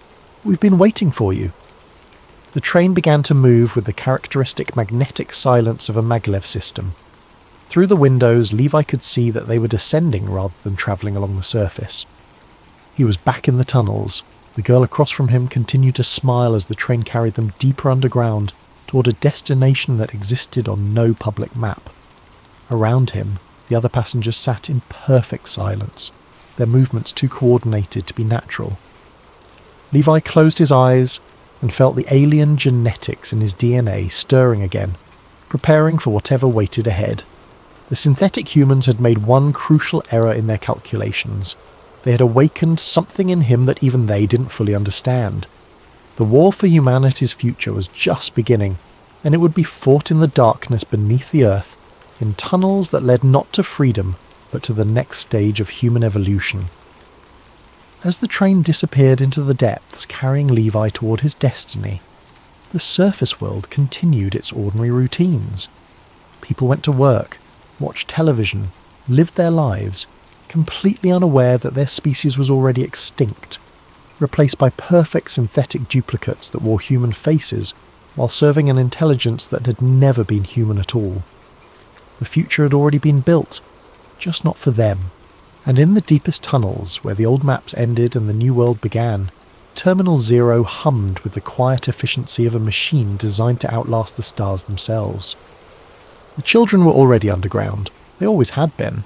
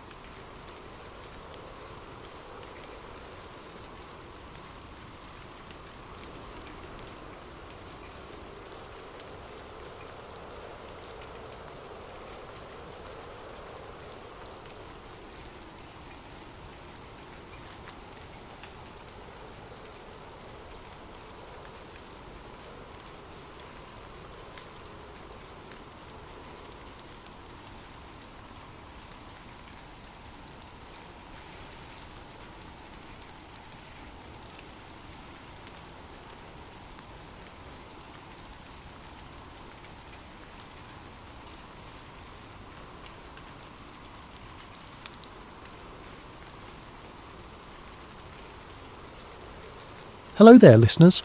Before we dive into tonight's story, I hope you're having a wonderful day wherever you are in the world. I'm curious about your corner of the globe. What time is it where you're listening? How has your day been treating you? If you're enjoying these deep dives into the stories that make us question everything we think we know, please consider subscribing to Sleep Theories. Your support helps us continue exploring these fascinating and often unsettling narratives that blur the line between fiction and reality. Now let's begin our journey into a world where peace itself becomes the enemy, and war transforms from necessity into industry. The fluorescent lights of Zeraxon Systems' basement archive hummed with the persistence of a dying insect. Caleb Voss adjusted his wire-rimmed glasses and squinted at the monitor, displaying what appeared to be his career's most mundane assignment, auditing retired black budget contracts from the Iraq-Afghanistan era. The year was 2026, and the so-called peace dividend had finally arrived. America's longest wars were over, defence spending was being scrutinised, and companies like Xeraxon were scrambling to justify their bloated contracts from the glory days of endless conflict. At 28, Caleb had spent 3 years as a junior data analyst, believing he was contributing to national security through spreadsheets and database queries. His cubicle on the 7th floor of the Crystal Tower in Arlington was a monument to bureaucratic tedium, decorated with motivational posters about excellence in defence and protecting freedom through innovation. But today, buried in the building's depths among servers that stored decades of classified procurement data, something felt different. The invoice file he'd been assigned contained the standard litany of inflated costs: $30 bolts, $100 hammers, $1,000 toilet seats. But embedded in the metadata, almost invisible unless you knew how to look, were references that made his pulse quicken. Echospector initiative appeared 17 times across different contracts, none of which had any corresponding program documentation in the official archives. Caleb's fingers moved across the keyboard with increasing urgency. Echospector initiative. The name felt like a whisper from a ghost that had never officially existed. He cross-referenced the term against every database he had access to, but the searches returned nothing. Not classified, not redacted, not even denied. Simply nothing, as if the program had been surgically removed from institutional memory. His phone buzzed. A text from his supervisor. "How's the audit going? Need anything exciting for the report?" Caleb stared at the message for a long moment before typing back. Just the usual waste and inefficiency. Nothing newsworthy. But his eyes had already returned to the screen where a new document had loaded. An internal memo dated 15 years ago buried in a folder marked Quarterly Reviews, Archive Division. The header read, Operational Continuity Assessment, Q3 2011. Most of the content dealt with standard logistical concerns, but halfway down the page, a single line made his blood run cold. Maintain theatre activity. Peace destabilizes asset flow. The memo was unsigned, but the routing information showed it had been distributed to the senior leadership of 3 major defence contractors: Xeraxon Systems, Aeromatrix Defence, and Kinex Global. The same companies that had profited most from the 2-decade war cycle that was now supposedly ending. Caleb printed the document, his hands trembling slightly as the pages emerged from the laser printer. The basement archive was empty except for him, the silence broken only by the whisper of ventilation and the distant hum of servers processing the digital remnants of America's military adventures. He folded the pages carefully and slipped them into his jacket pocket, a motion that felt like crossing a line he hadn't known existed. The elevator ride to the 7th floor felt interminable. His colleagues moved through their routines with practiced efficiency, analysing contracts, preparing reports, attending meetings about meetings. The normalcy of it all suddenly seemed surreal, like a theatrical performance staged for an audience that didn't know it was watching a play. That evening, Caleb sat in his Arlington apartment, staring at the printed memo spread across his coffee table. The words, "Peace destabilizes asset flow," seemed to pulse with malevolent life. He opened his laptop and began researching the 3 companies mentioned in the routing information. What he found was a web of connections that stretched from the Pentagon to Capitol Hill, from boardrooms to think tanks, from retired generals to sitting congressmen. The pattern was elegant in its simplicity. Military officers approved contracts with defence contractors, then retired to lucrative positions with the same companies whose proposals they had once evaluated. Former CIA directors became lobbyists for weapons manufacturers. Ex-Pentagon officials joined corporate boards, bringing with them classified insights into future procurement needs. The revolving door between government and industry didn't just exist. It was the primary mechanism by which the system perpetuated itself. But something about the Echospector references suggested this went deeper than garden variety corruption. The program name appeared in contexts that implied operational capability, not just financial arrangements.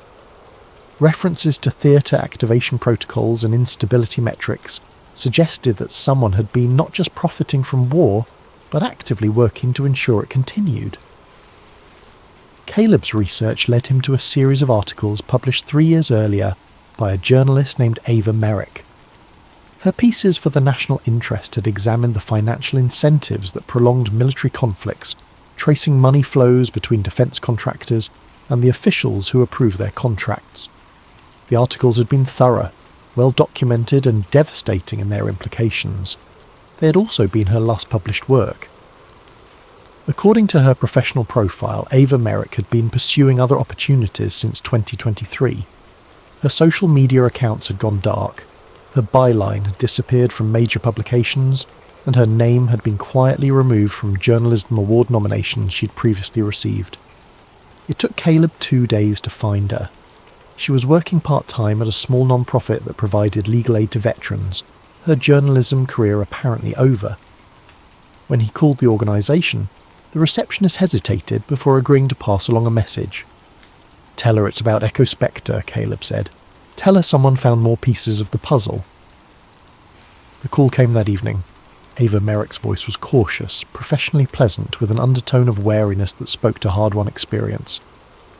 "Mr. Voss, I understand you wanted to speak with me about some research you've been doing. I found references to something called the Echospector initiative in defence contracting records. Your article suggested you were investigating similar patterns of coordination between industry and government." There was a long pause. "Where are you calling from?" "My apartment." "Why?" "Because if you're really onto something, that's the last place we should discuss it. There's a coffee shop called The Grind on Wilson Boulevard. Tomorrow, 2 p.m, come alone and bring whatever you found." The line went dead. Caleb spent the night reading everything he could find about Ava Merik. Her journalism had been meticulous, focusing on the intersection of defence policy and private profit. Her last major piece, published just before her career apparently ended, had examined what she called the privatisation of foreign policy, arguing that corporate interests had begun to shape military decisions more than strategic considerations. The article had been published on a Friday. By the following Monday, sources quoted in the piece had recanted their statements, claiming they had been misquoted or taken out of context. Within 2 weeks, major news outlets were running articles questioning Merik's methodology and suggesting she had relied on unsubstantiated claims from unreliable sources. The speed and coordination of the response suggested something more systematic than organic criticism. Someone had mobilised significant resources to discredit her work, and they had done so with the efficiency of a military operation. The next afternoon, Caleb arrived at The Grind 15 minutes early. The coffee shop was busy enough to provide cover for conversation, but not so crowded that they couldn't find a quiet corner. He ordered a double espresso and found a table with a view of the entrance, his stomach tight with anxiety. Ava Merik was younger than he had expected, perhaps 35, with the kind of sharp intelligence that seemed to catalogue every detail of her surroundings. She wore a simple blue dress and carried a leather satchel that looked like it had seen extensive use.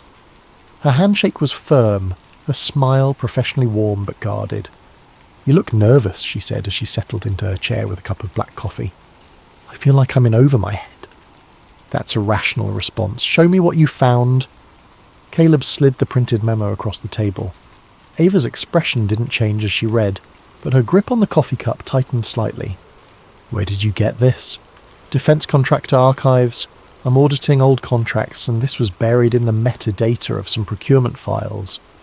"And you think this relates to Echospector?" "The initiative is referenced in multiple contracts, but there's no official record of any program by that name. It's like it was scrubbed from the system." Ava was quiet for a long moment, her eyes focused on something beyond the coffee shop's windows. When she spoke, her voice carried the weight of someone who had seen too much. 3 years ago, I was investigating exactly what you've stumbled onto. The Echospector initiative wasn't just a program, Mr. Voss. It was a coordination mechanism, a way for defence contractors and government officials to ensure that conflicts remained profitable. What you're reading isn't waste or inefficiency, it's the blueprint for forever war. But why would anyone want to prolong conflicts? The human cost alone. Because war is the most profitable industry in human history and peace is its greatest threat. Every missile fired needs to be replaced. Every base established needs to be supplied. Every conflict creates demand for new technologies, new systems, new contracts. The moment peace breaks out, the revenue stream stops. Caleb felt the foundations of his worldview shifting. So they deliberately prolonged the wars in Iraq and Afghanistan. Not just prolonged, managed, calibrated. The goal wasn't victory or defeat, it was sustainability. Keep the conflicts intense enough to justify massive spending, but never so intense that they end quickly. And Echospector was coordinating this? Echospector was the coordination mechanism, a network of officials, contractors and policymakers who ensured that peace never became profitable enough to pursue. They sat in silence for several minutes, the weight of the implications settling around them like a toxic cloud. Finally, Ava reached into her satchel and pulled out a small notebook. I'm going to give you some names, people who might be able to help you understand what you're really dealing with. But I want you to understand something first. The moment you start digging into this, you become a threat to a system that has generated trillions of dollars in profit. They ended my career with a whisper campaign. They could do much worse to you. Why are you helping me? Because someone needs to know the truth. Because maybe you can get further than I did. Because the alternative is letting them win. She wrote quickly, tearing the page from her notebook and sliding it across the table. These people went underground after their careers were destroyed. Finding them won't be easy, but they might be able to tell you what Echospector really was. Caleb glanced at the names. Dr. Linnea Drex, former psychological warfare expert. Marcus Webb, ex-Pentagon auditor.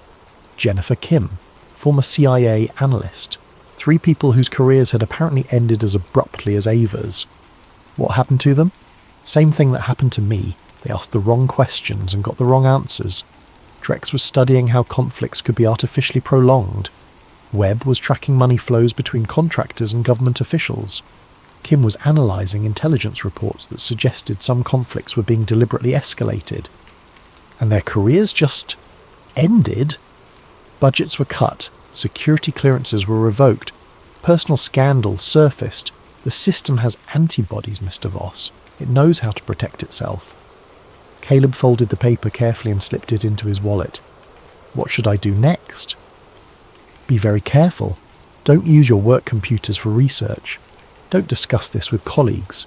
Don't leave digital footprints if you can help it.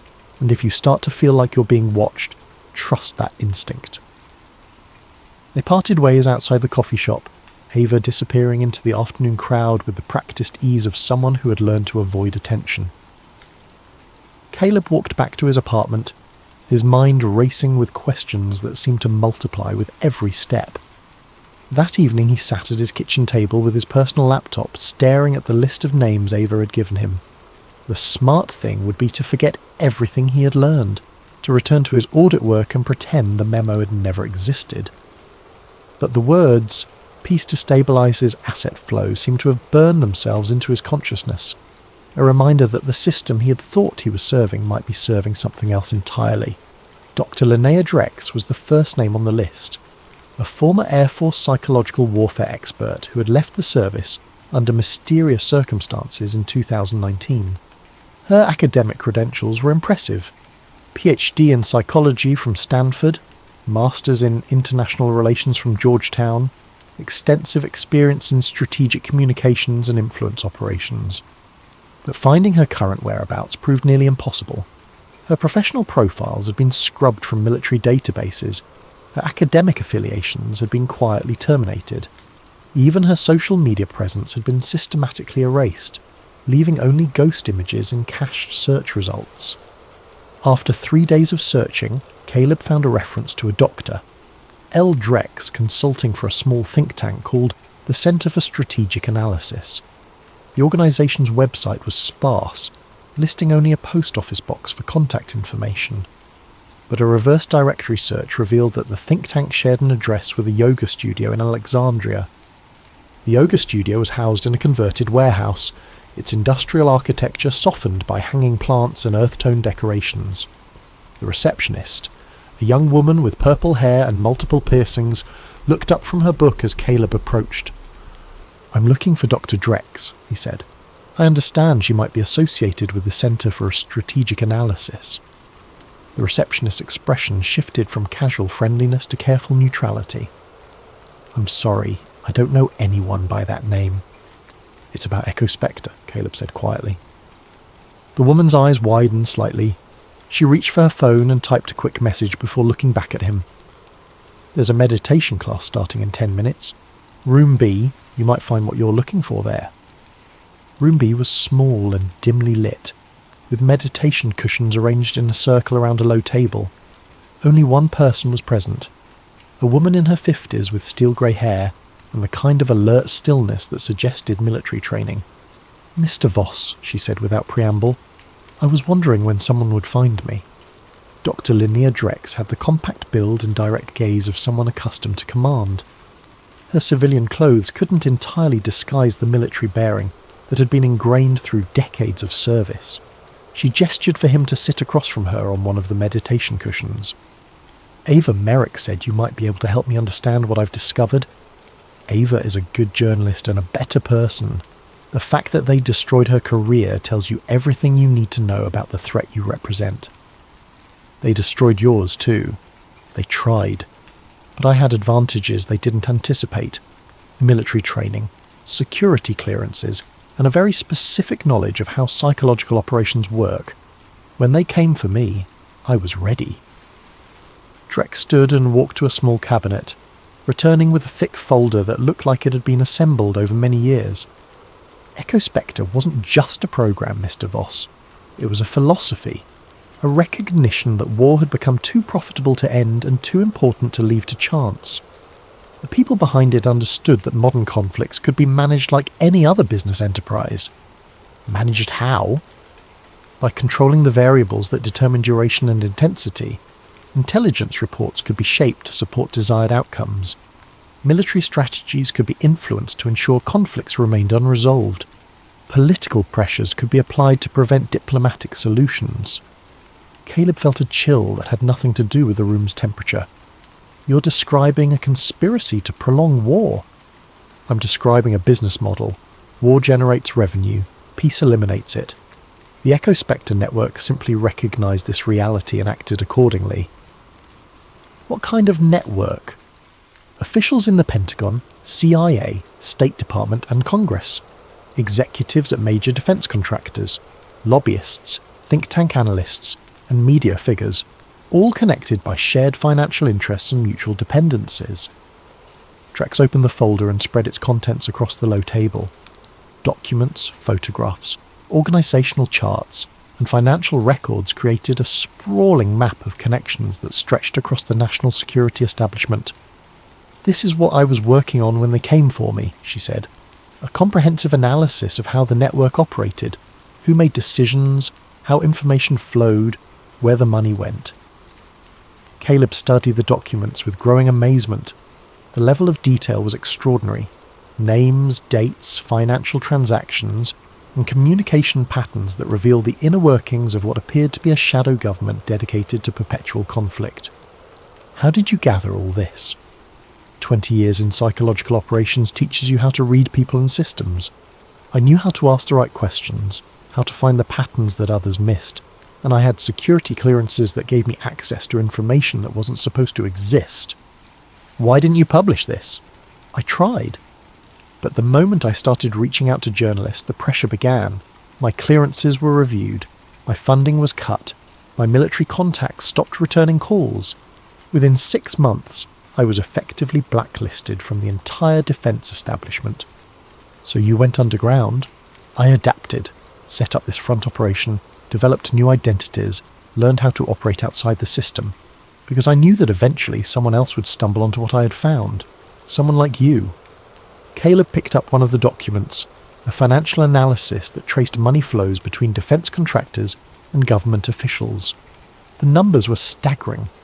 Billions of dollars in contracts, millions in political contributions, hundreds of thousands in speaking fees and consulting arrangements. This is incredible work, but what can we do with it? That depends on how much you're willing to risk. The network I've mapped is still active, still profitable, still dangerous. But they're not invincible. They depend on secrecy, on the assumption that no one will see the full picture. If that assumption is wrong, they could be exposed. They could be destroyed. But the cost would be enormous. These people have access to resources that most of us can't imagine. They can end careers, destroy reputations, even threaten physical safety. Look what happened to Ava Merik. Caleb was quiet for a long moment, staring at the documents spread before him. The scope of what they revealed was almost incomprehensible. A deliberate, systematic effort to profit from human suffering on a global scale. "What would you do?" he asked finally. "I'd be very careful about who I trusted. I'd document everything. I'd develop multiple contingency plans. And I'd remember that the moment you become a threat to them, they will respond with everything they have. But you do it." "I am doing it. Every day in small ways. Building networks, gathering information, preparing for the moment when someone with the right combination of access and courage decides to act. Someone like me, someone like you. You have access to current information that I don't. You're inside the system in ways that could be crucial, and you're not yet damaged goods, not yet known to be a threat." Drex began collecting the documents from the table, her movements careful and precise. "I'm going to give you copies of everything I've assembled. But I need you to understand something. The moment you take this information, you become part of something that could destroy your life. Are you prepared for that?" Caleb thought about the memo he had found, about the casual way it had discussed maintaining conflicts for profit. He thought about the soldiers who had died in wars that might have been prolonged deliberately, about the families destroyed by violence that served someone else's bottom line. "Yes," he said, "I'm prepared." Dr. Drex smiled for the first time since he'd arrived. "Then let's talk about what comes next."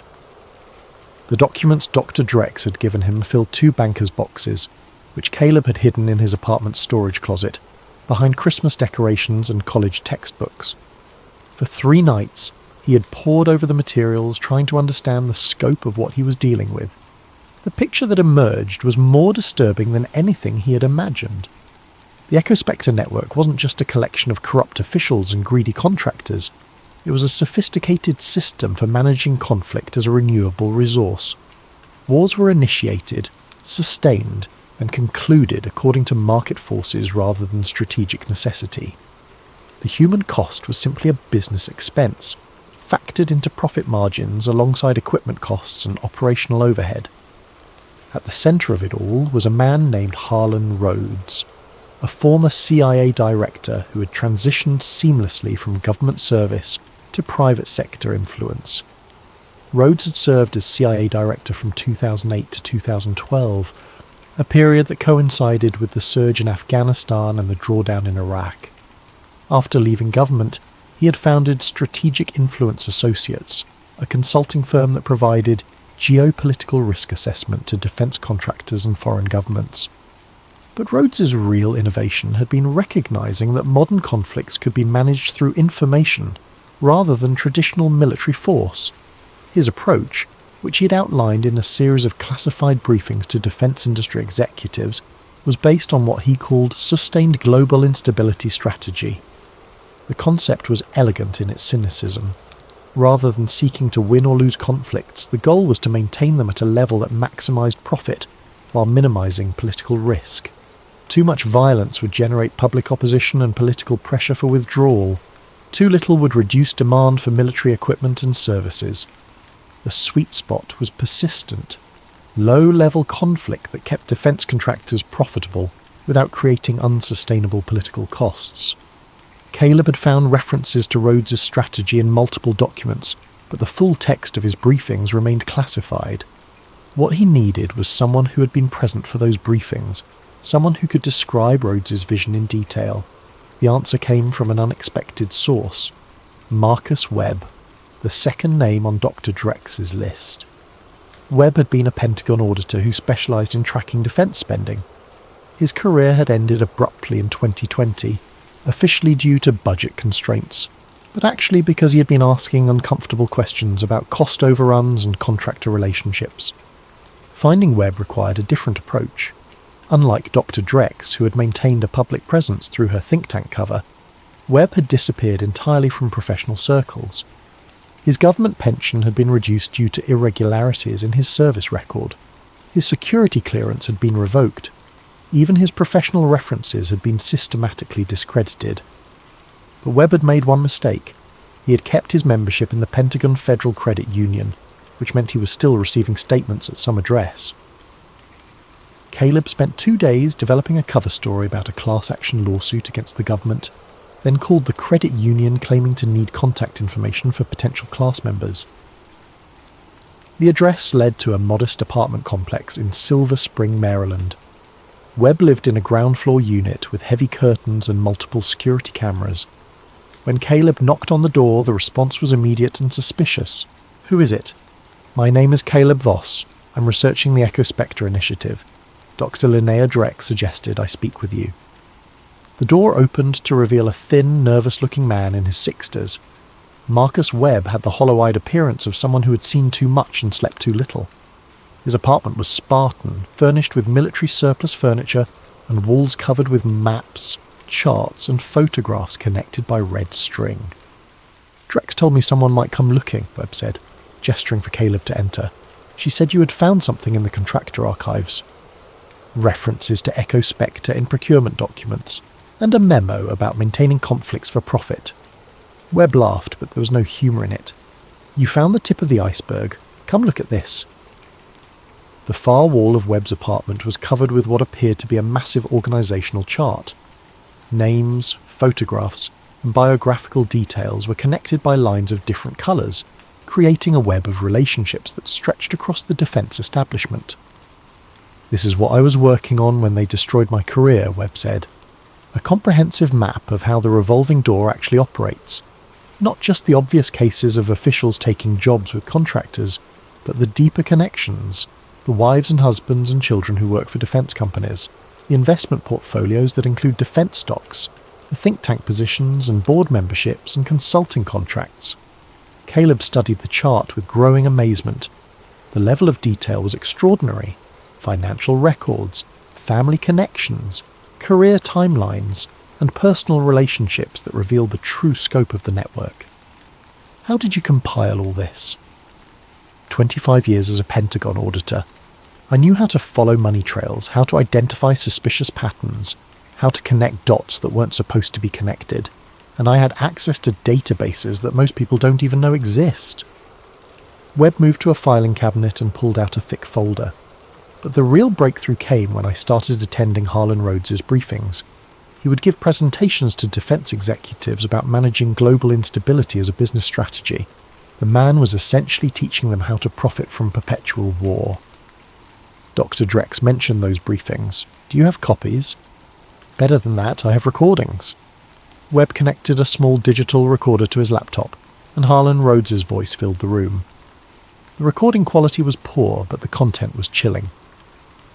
"The traditional model of warfare," Rhodes was saying, "assumes that conflicts have natural endpoints, victory, defeat, or negotiated settlement. But this model is fundamentally flawed from a business perspective. Every ended conflict represents lost revenue, terminated contracts, and reduced strategic relevance. The sustained global instability strategy recognizes that modern conflicts can be managed like any other business process. Key variables include threat assessment, resource allocation, and strategic communications. By controlling these variables, we can ensure that conflicts remain profitable for all stakeholders. Consider the Afghanistan theatre. Traditional military thinking would focus on defeating the Taliban and establishing stable governance. But this approach eliminates the need for continued military presence and support. Instead, we maintain sufficient pressure to prevent Taliban victory, while ensuring that government forces remain dependent on our support systems. The recording continued for another hour, Rhodes explaining in clinical detail how conflicts could be calibrated to maximise profit, while minimising political risk. He discussed instability metrics and profit optimization algorithms, as if he were describing manufacturing processes rather than human lives. "This is incredible," Caleb said when the recording ended. "It's a blueprint for exactly what you and Dr. Drex have been describing." "It's more than that," Webb replied. "It's evidence. Proof that the Echospector network was deliberately prolonging conflicts for profit. Roads was essentially teaching defence contractors how to become war profiteers." How many people heard these briefings? Dozens. Senior executives from every major defence contractor, Pentagon officials, intelligence community leaders, congressional staff. The network was much larger than most people realise. Caleb was quiet for a moment, processing the implications. What happened to the other people who heard these briefings? Did any of them speak out? Some tried, but Rhodes was very careful about who he trusted with sensitive information. Most of the people in those briefings were already compromised, already part of the network. The few who showed signs of developing a conscience were dealt with quickly. Dealt with how? Career destruction usually, security clearances revoked, professional reputations destroyed, personal scandals mysteriously surfaced. The network had sophisticated methods for neutralizing threats. Webb moved to his computer and opened a spreadsheet containing hundreds of names. "I've been tracking what happened to people who might have posed a threat to the network. The pattern is remarkably consistent. Careers ended abruptly, often for seemingly unrelated reasons, but the timing always coincided with periods when they were asking uncomfortable questions or showing signs of moral discomfort. People like Ava Merik? Exactly like Ava Merik. She got too close to the truth, so they destroyed her professionally. Standard operating procedure for the network." Caleb studied the spreadsheet, recognising some of the names from his own research. "Is she safe now?" "As long as she stays quiet and doesn't pose a threat, probably. But the moment she starts investigating again, or tries to publish new material, they'll come after her with everything they have." "What about us? Are we safe?" Webb laughed again, the same humourless sound as before. "Safe? Number. We're already on their radar. The moment you started pulling those archive files, someone noticed. The moment you met with Ava Merik, someone took note. The moment you found Dr. Drex, someone started watching. How do you know? Because I've been watching them watch us. Look at this." Webb opened another file on his computer, this one containing surveillance photographs. The images showed Caleb entering and leaving his apartment building, arriving at work, meeting with Ava Merik at the coffee shop. "They've been documenting your activities for weeks. Standard protocol when someone starts asking dangerous questions. They want to know who you're talking to, what you're learning, how much of a threat you represent." Caleb felt a chill that had nothing to do with the apartment's temperature. "Why haven't they moved against me?" "Because they're still assessing the situation. You're not yet a confirmed threat, just a potential one. They're waiting to see what you do next, who you contact, whether you can be managed or need to be eliminated." Eliminated? Professionally usually.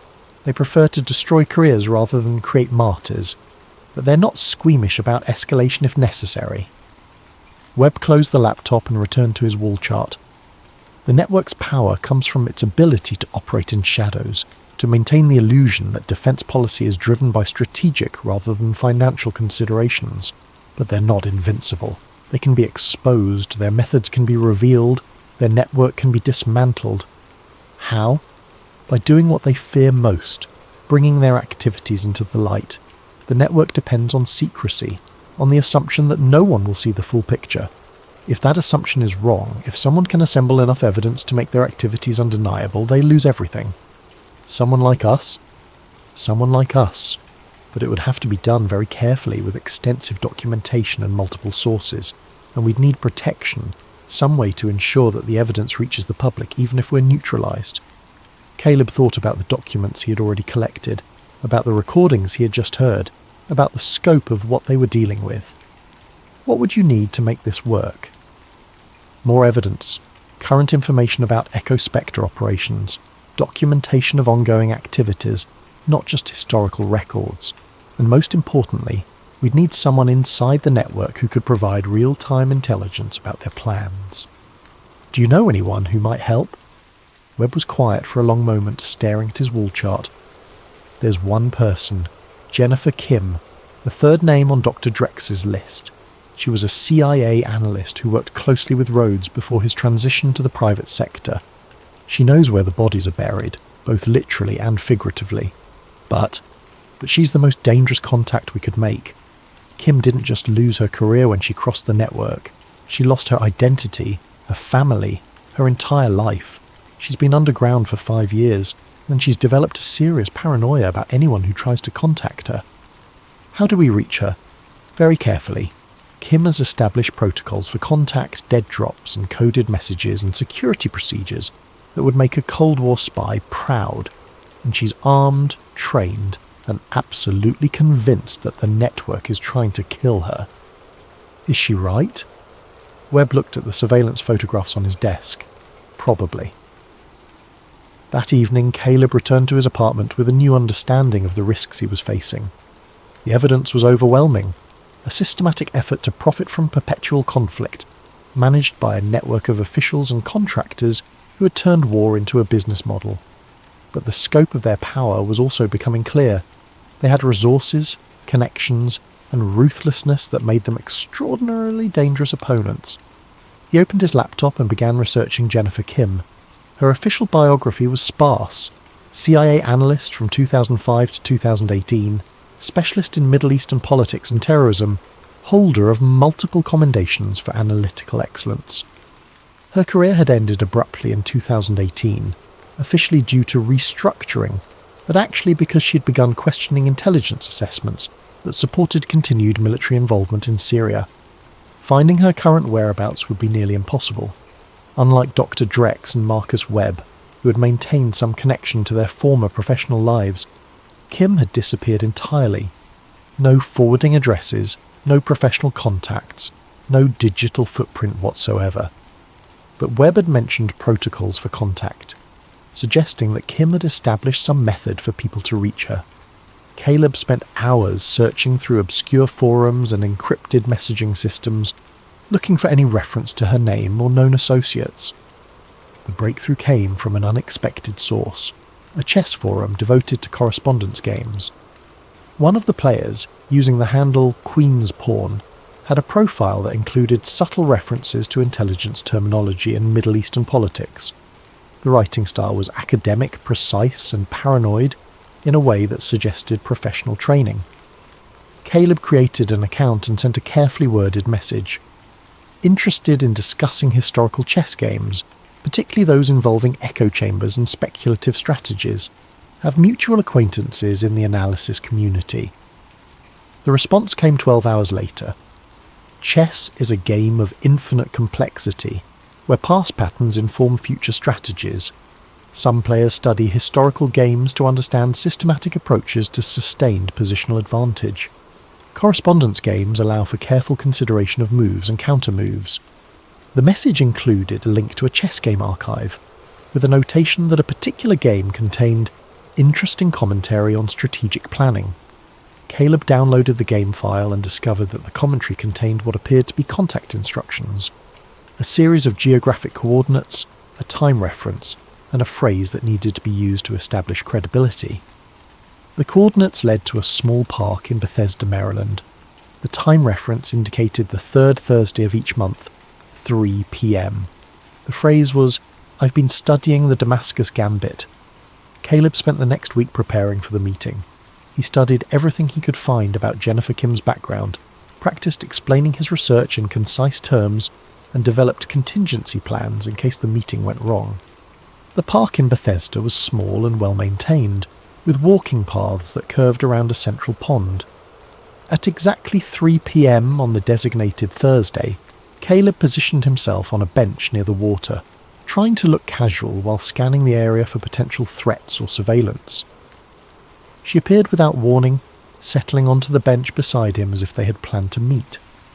Jennifer Kim was younger than he had expected, perhaps 40, with the kind of unremarkable appearance that suggested professional training in blending into crowds.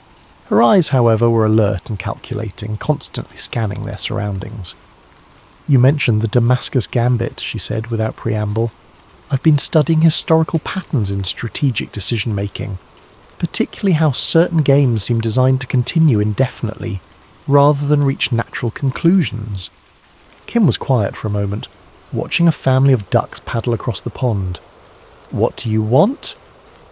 Information about Echospector, about how the network operates currently, not just historical records.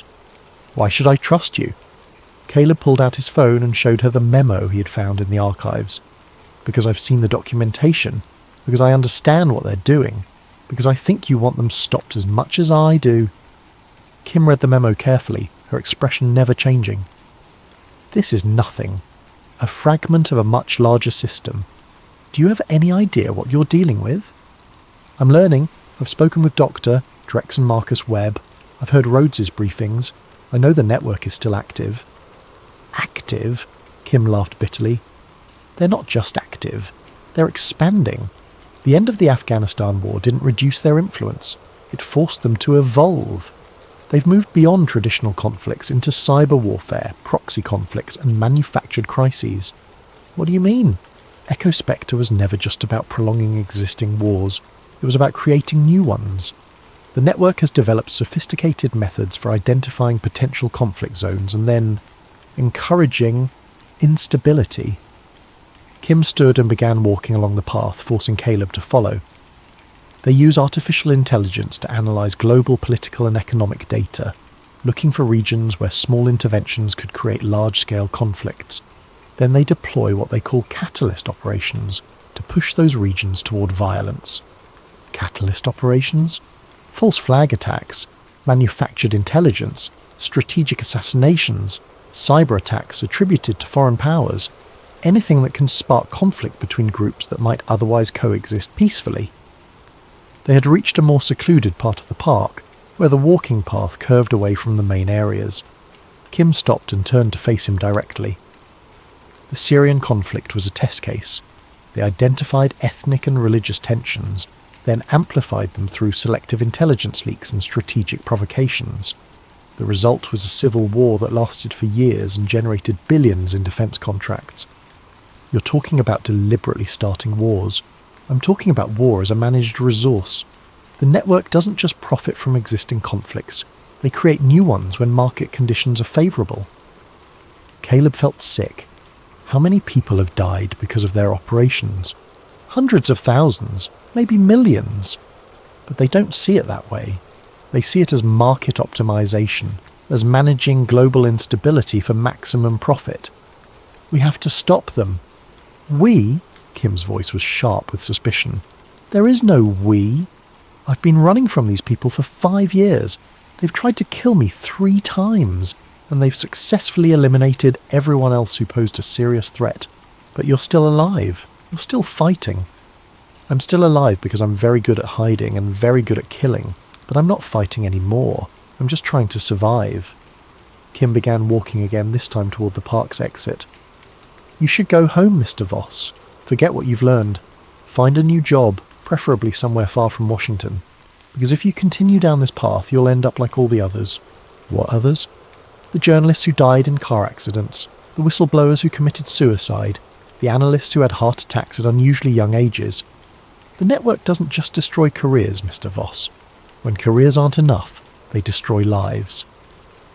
They had reached the parking area. Kim turned to face him one last time. I'll give you one piece of advice. If you're determined to pursue this, you need insurance.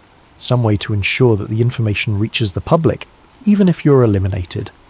The network's greatest fear is exposure, but only if that exposure is comprehensive and undeniable. What kind of insurance? A dead man's switch, an automated system that releases everything if you fail to check in regularly. I built something like that 5 years ago, but I never had enough evidence to make it worthwhile. Kim reached into her jacket and pulled out a small USB drive. This contains everything I managed to gather before I went underground. Technical specifications for catalyst operations, financial records, operational plans. Combined with what you've already found, it might be enough. Enough for what? To bring down the entire network, but only if you're willing to risk everything. And I mean everything, Mr. Voss. Your career, your reputation, your life. She handed him the USB drive and turned to leave. Good luck, you're going to need it. The USB drive from Jennifer Kim contained terabytes of data, encrypted files, financial records, operational plans and correspondence that revealed the true scope of the Echospector network. Caleb spent a week decrypting and analysing the information, working late into the night in his apartment with the curtains drawn and his phone turned off. What he found was more disturbing than anything he had previously discovered. The network wasn't just prolonging existing conflicts or creating new ones. They were systematically destabilizing entire regions of the world, using artificial intelligence and psychological warfare to turn ethnic, religious and political differences into profitable violence. The AI system, called Prometheus, analysed global political and economic data to identify regions where small interventions could create large-scale conflicts. The system considered factors like ethnic composition, economic inequality, historical grievances and political instability, then calculated the probability that various catalyst operations would successfully spark violence. Once Prometheus identified a target, the network would deploy a combination of false flag attacks, manufactured intelligence, strategic assassinations, and cyber operations to push the region toward conflict. The operations were designed to look like natural outbreaks of violence, but they were actually carefully orchestrated campaigns to create profitable instability. The Syrian conflict had been a test case, but it was far from the only example. Kim's files documented similar operations in Ukraine, Myanmar, Ethiopia, and Venezuela. Each conflict had been sparked by Echospector operations and then sustained through continued interventions designed to prevent resolution. But the most chilling discovery was the network's current focus, the United States itself. Prometheus had identified growing political polarization and social unrest as opportunities for profitable instability. The network was actively working to amplify divisions between different political, ethnic and economic groups, hoping to create conditions for domestic conflict that would justify expanded surveillance and security spending. Caleb printed the most damning documents and organised them into a comprehensive evidence package. He had financial records showing money flows between defence contractors and government officials, operational plans detailing specific catalyst operations, and correspondence revealing the network's true objectives. Combined with the materials from Dr. Drex and Marcus Webb, he had enough evidence to expose the entire system. But Kim's warning about insurance had been prescient. The moment he finished organising the evidence, Caleb realised that his own safety was in jeopardy. The network knew he was investigating, and they would respond aggressively once they understood the scope of what he had discovered. He needed a dead man's switch, some way to ensure that the information would reach the public even if he was eliminated. The solution came from an unexpected source: Doctor. Drex had mentioned something called the Atlas Protocol during their first meeting. A quick internet search revealed that it was a secure document release system designed by privacy advocates and whistleblowers. The Atlas Protocol worked like a sophisticated dead man's switch. Users could upload encrypted documents to a distributed network of servers, then establish check-in protocols that would automatically release the documents if the user failed to confirm their safety within specified time periods. The system was designed to be resistant to shutdown attempts, using blockchain technology and redundant servers to ensure that information could not be suppressed. Caleb spent 2 days setting up his Atlas Protocol account, uploading encrypted copies of all the evidence he had gathered, and establishing check-in requirements that would release the documents if he failed to respond within 72 hours. He also created multiple backup systems, sending copies of the evidence to secure email accounts and cloud storage services that would automatically distribute the information to journalists and media outlets. With his insurance in place, Caleb began reaching out to reporters and media organisations. He contacted investigative journalists at major newspapers, television networks, and online publications, offering them exclusive access to evidence of systematic war profiteering and manufactured conflict. The response was immediate and alarming. Within hours of his first contact, several journalists reported that they had been contacted by their editors and told to drop the story. Others found their sources suddenly unavailable, or their access to classified information restricted. The network was mobilizing its resources to suppress the information before it could reach the public. But Caleb had expected this response. Instead of relying on traditional media, he began reaching out to independent journalists, foreign news organizations, and alternative media platforms that were less susceptible to pressure from the network. The breakthrough came from an unexpected source, a European investigative journalist named Lars Anderson, who worked for a consortium of international news organizations. Anderson had been investigating similar patterns of defense contractor influence in European conflicts, and he immediately recognized the significance of Caleb's evidence. "This is extraordinary," Anderson said during their encrypted video call. "You've documented a systematic effort to profit from manufactured conflict on a global scale. This could bring down governments." "That's what I'm hoping for," Caleb replied. "But I need to move quickly. The network knows I'm investigating, and they're already trying to suppress the story." "How much time do we have?" "I don't know. Days? Maybe weeks. But I've set up insurance systems that will release everything if something happens to me." Anderson was quiet for a moment, considering the implications. "I can coordinate with my network to ensure simultaneous publication across multiple countries. That will make it much harder for them to suppress the story." "What do you need from me?" "Everything. All the documents, all the evidence, all the sources. We'll need to verify everything independently, but if what you're telling me is accurate, this will be the biggest story of the decade."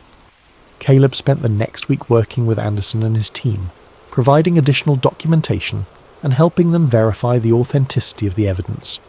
The process was exhausting, but it was also exhilarating. For the first time since he had discovered the Echospector references, he felt like he was making progress toward exposing the truth. But the network was also making progress. Webb called to warn him that surveillance around his apartment had increased significantly. Dr. Drex reported that her yoga studio had been visited by men claiming to be building inspectors. Even Kim, who had been silent for weeks, sent a coded message warning that the chess game was entering its final phase. The pressure was building toward a confrontation, and Caleb knew that he was running out of time. The network would not allow him to continue his investigation indefinitely. They would either buy him off, discredit him, or eliminate him. The only question was when and how they would act. The answer came sooner than expected. Caleb arrived at work on a Tuesday morning to find his security clearance had been suspended pending a routine review. His supervisor, normally friendly and supportive, was formal and distant, explaining that the review was standard procedure and that Caleb should not be concerned. But Caleb knew better. The clearance suspension was the first step in a process that would end with his termination and professional destruction. The network was moving against him, and they were following their standard playbook. He cleaned out his desk quickly, taking only personal items and leaving his work computer untouched. He had already copied everything he needed, and he didn't want to give them any excuse to search his belongings or question his activities. As he left the Xeroxon building for the last time, Caleb noticed the surveillance team that had been watching him for weeks. They were being less subtle now, clearly visible in their dark SUVs and professional attire. The message was clear. They knew what he was doing, and they were prepared to escalate. That evening, Caleb received a phone call from an unknown number. The voice was professionally pleasant, but carried an undertone of threat. "Mr. Voss, this is Michael Harrison from Strategic Influence Associates. I believe you know our founder, Harlon Roads. We'd like to meet with you to discuss some research you've been conducting." "I'm not interested in meeting. I think you should reconsider. We have a very generous offer that would resolve your current difficulties while providing you with excellent opportunities for career advancement." "What kind of offer?" "A consulting position with our firm. Excellent salary, full benefits, and the opportunity to work on fascinating projects involving geopolitical analysis. All we would need is your commitment to confidentiality regarding certain sensitive matters." Caleb understood the subtext. They were offering him a choice: join the network or be destroyed by it. "I'll need to think about it." "Of course, but don't take too long. Opportunities like this don't remain available indefinitely." The line went dead. Caleb stared at his phone, understanding that he had just been given an ultimatum. The network had made their move, and now he had to decide how to respond. He called Lars Anderson immediately. "They've made contact. They're trying to buy me off." "What did you tell them?" "That I needed to think about it, but I don't think they believe me." "How much time do we have?" "Not much. Maybe days." "How's the verification process going?" "We're almost finished. Another 48 hours and we can go to publication." "Will that be enough time?" "It has to be. But you need to be very careful until then. They're not going to wait much longer." Caleb spent the next day making final preparations. He updated his Atlas protocol settings to reduce the check-in requirement to 24 hours, ensuring that the documents would be released quickly if something happened to him. He also sent final copies of the evidence to backup contacts, creating multiple redundant systems that would make it nearly impossible for the network to suppress the information. But he also knew that the network had resources he couldn't match. They had access to government databases, surveillance systems, and operational capabilities that made them extraordinarily dangerous. If they decided to eliminate him, they would probably succeed. The attack came at 3 a.m. on Thursday morning. Caleb was awakened by the sound of his apartment door being forced open. He had been expecting this moment, and his response was immediate and decisive. He grabbed the emergency bag he had prepared and headed for the fire escape, moving quickly but quietly through his apartment. Behind him, he could hear voices and footsteps as the intruders searched his home. The fire escape led to an alley behind his building, where he had hidden a motorcycle several days earlier. He started the engine and drove quickly through the empty streets, heading for a safe house that Dr. Drex had established in a suburb of Baltimore. As he drove, Caleb received a text message from an unknown number. "We need to talk. The situation has changed significantly." HR. Harlon Roads himself was making contact. The network was escalating beyond their normal operational parameters, which suggested they were becoming desperate, but it also meant they were becoming more dangerous. Caleb arrived at the safe house as dawn was breaking. The building was a modest ranch house in a quiet neighbourhood, the kind of place that attracted no attention from neighbours or passers-by. Dr. Drex was waiting for him, along with Marcus, Webb and, surprisingly, Jennifer Kim. "They hit my apartment too," Webb said as Caleb entered, "and they've been watching Drex's yoga studio. They're moving against all of us simultaneously." "Which means we're close to something they can't allow to be exposed," Kim added. "They don't take these kinds of risks unless they're facing an existential threat." "The publication is scheduled for tomorrow," Caleb said. "Lars Anderson and his team have verified everything. Once the story breaks, the network will be exposed globally." "If we survive that long," Dr. Drex said grimly, "they're not going to wait passively for their destruction. They'll escalate as far as necessary to protect themselves." As if to emphasise her point, Caleb's phone rang. Harlon Rhodes' voice was no longer professionally pleasant. "Mr. Voss, you've made a serious mistake. We offered you a reasonable solution to your situation, but you've chosen to escalate instead. That was unwise." "I'm not interested in your solutions." "You should be, because the alternative is much less pleasant for everyone involved, including your new friends." The line went dead. Kim immediately began checking her weapons and surveillance equipment. "He's telling us that negotiations are over," she said.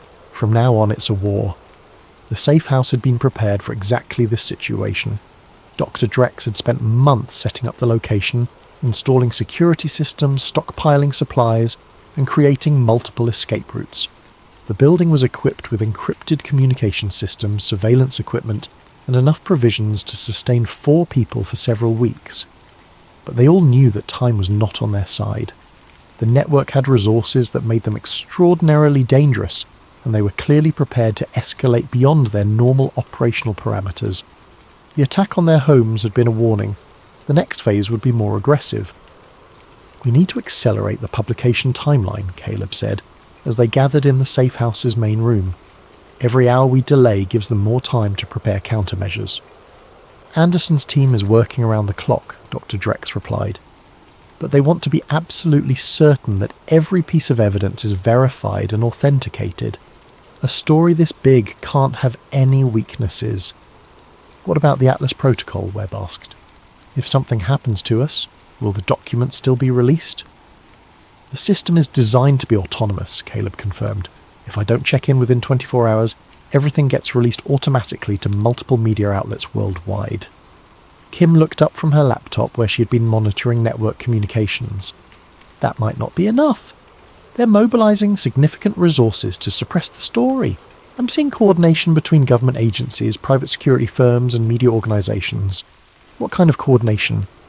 Pressure on editors, threats against journalists, technical attacks on publication systems. They're preparing to use everything they have to prevent the story from reaching the public. Can they succeed? Against traditional media, maybe, but Anderson's using an international consortium with servers in multiple countries. It would be very difficult to suppress the story completely. The conversation was interrupted by an alert from the security system. Multiple vehicles were approaching the safe house, moving in a coordinated pattern that suggested professional surveillance or assault teams. "Time to go," Kim said, grabbing her emergency bag. "They found us faster than I expected." The safe house had 3 escape routes: a tunnel that led to a drainage system, a hidden exit through the garage, and a rooftop extraction point. They chose the tunnel, moving quickly through the basement and into an underground passage that Dr. Drex had constructed over several months. As they moved through the tunnel, they could hear vehicles surrounding the safe house above them. The network had deployed significant resources to capture them, which suggested they were becoming increasingly desperate. The tunnel led to a storm drain that emptied into a creek nearly a mile from the safe house. They emerged in a wooded area, muddy and exhausted but alive. Kim immediately began checking her communication devices for any indication that they had been tracked. "We're clean for now," she said, "but they'll expand their search pattern quickly. We need to find another secure location." "I have a backup site, Doctor," Drex said. "An old cabin in the mountains, completely off the grid. It's about 2 hours from here." They made their way to a parking area where Dr. Drex had left a vehicle, driving carefully through back roads and avoiding any routes that might be monitored. The cabin was isolated, surrounded by forest and accessible only by a narrow dirt road. Once they were settled in the cabin, Caleb attempted to contact Lars Anderson. The encrypted communication system connected immediately, and Anderson's voice was tense with urgency. "Caleb, thank God. We've been trying to reach you for hours. The situation has escalated significantly." "What's happening?" "They're trying to shut down the publication. My editors are receiving pressure from government officials. My sources are being threatened, and our technical systems are under cyber attack." "Can you still publish?" "Yes, but we need to move immediately. Another 12 hours and they might be able to prevent publication completely." "What do you need from me?" "Final verification of the most sensitive documents, and a statement from you explaining how you discovered the evidence and why you're willing to risk everything to expose it." Caleb spent the next hour working with Anderson's team, providing final verification and recording a detailed statement about his investigation. The statement would serve as both explanation and insurance, ensuring that the public understood the significance of the evidence even if he was eliminated. As he finished the recording, Kim received an encrypted message on her secure communication system. Her expression darkened as she read the contents. "It's from one of my former colleagues at the CIA," she said. "Someone I trust completely. The network has issued a kill order for all of us." "A kill order?" "Official authorization for lethal action. They're not planning to arrest us or discredit us. They're planning to eliminate us." The weight of the situation settled over them like a heavy blanket. They had crossed a line that the network considered existential. From now on, it would be a fight for survival. "How much time do we have?" Webb asked. "Hours, maybe less. They're mobilizing military contractors and intelligence operatives, people with serious operational capabilities." "What about the publication?" "Anderson's team is working to accelerate the timeline. They want to publish within 6 hours.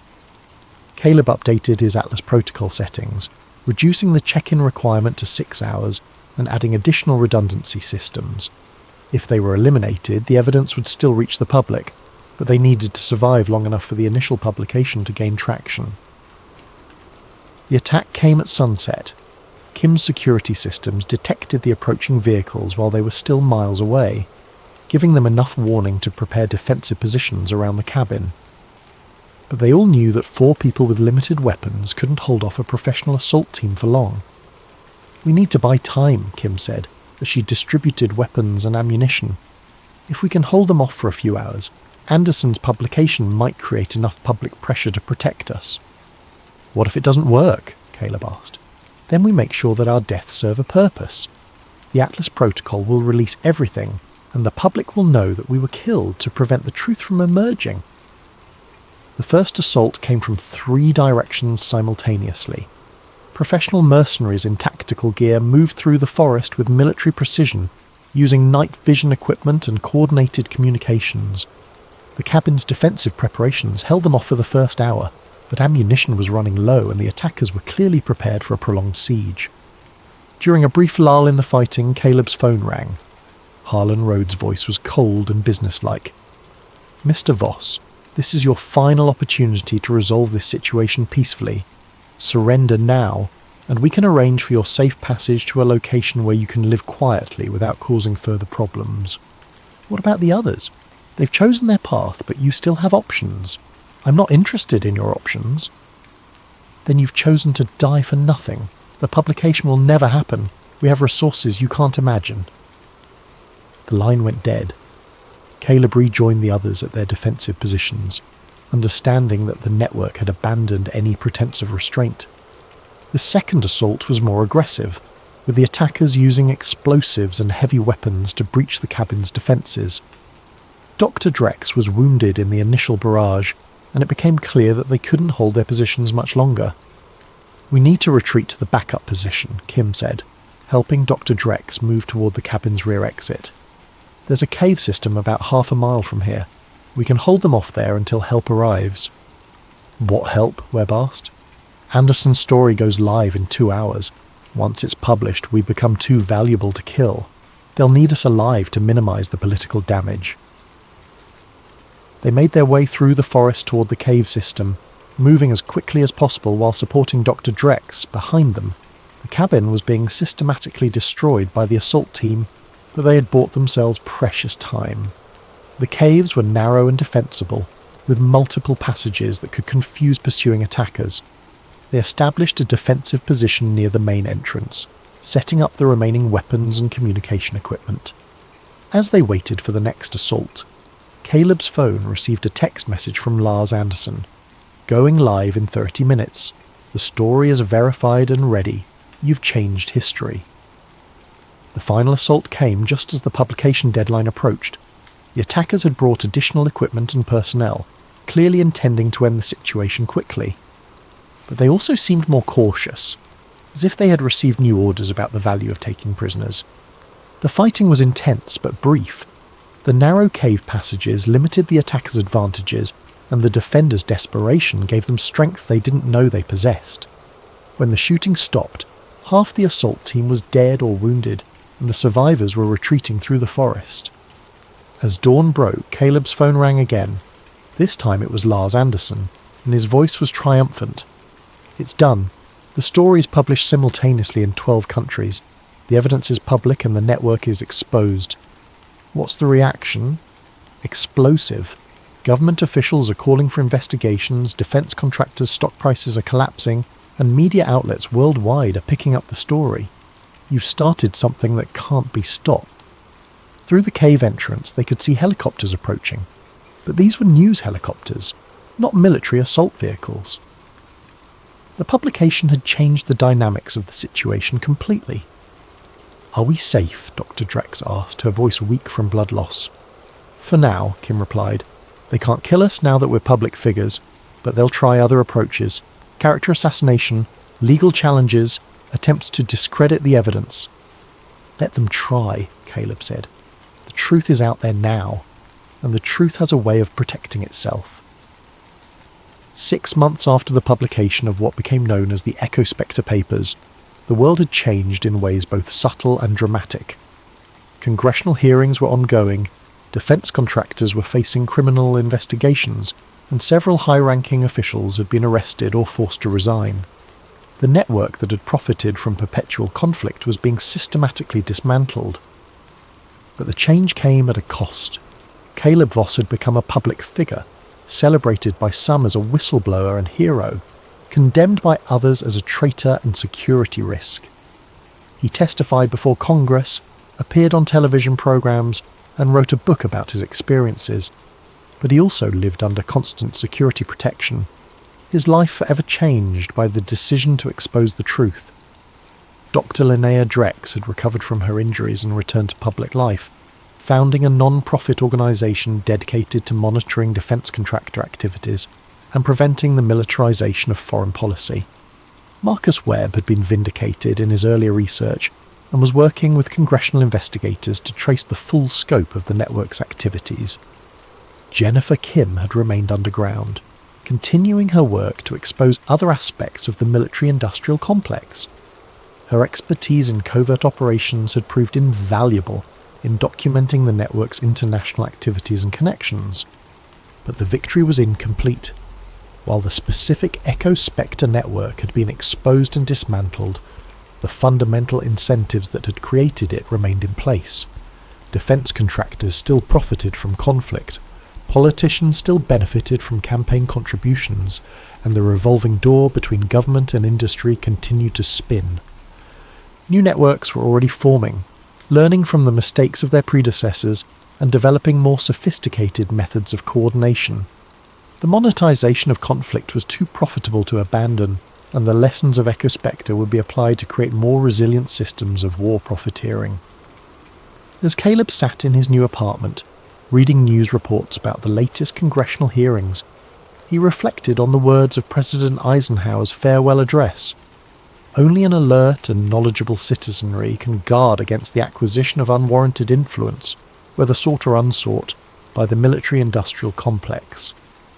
The Echospector papers had awakened that citizenry to the dangers of unchecked power, but vigilance would be required to prevent the emergence of new threats. The machinery of war was too profitable to dismantle completely, and too many people had too much to gain from its continued operation. His phone buzzed with a news alert. Defence stocks rise as new conflict emerges in Eastern Europe. The headline was a reminder that the fundamental dynamics of the system had not changed. New wars would emerge, new profits would be made, and new networks would form to manage the flow of money and influence. But there was also cause for hope. The publication of the Echospector papers had created a new awareness of how the system operated, and a new generation of journalists, activists, and officials were committed to preventing its resurrection. The truth had been revealed, and once revealed, it could never be completely hidden again. In a small tribute that appeared at the end of the final congressional report on the Echospector network, a simple dedication read, "In loving memory of Ava Merik, and all those who sacrificed their careers and lives to expose the truth. Their courage made this investigation possible." The war machine they had built was damaged but not destroyed. The eternal vigilance that democracy required had been awakened, but it would need to be maintained against the constant pressure of those who profited from conflict and chaos. The invisible hand of the market had been revealed in all its ruthless calculation, and the citizenry had been warned. Whether that warning would be heeded remained to be seen. But for now, in this moment, the truth was victorious, and sometimes, in the struggle between light and darkness, that was enough.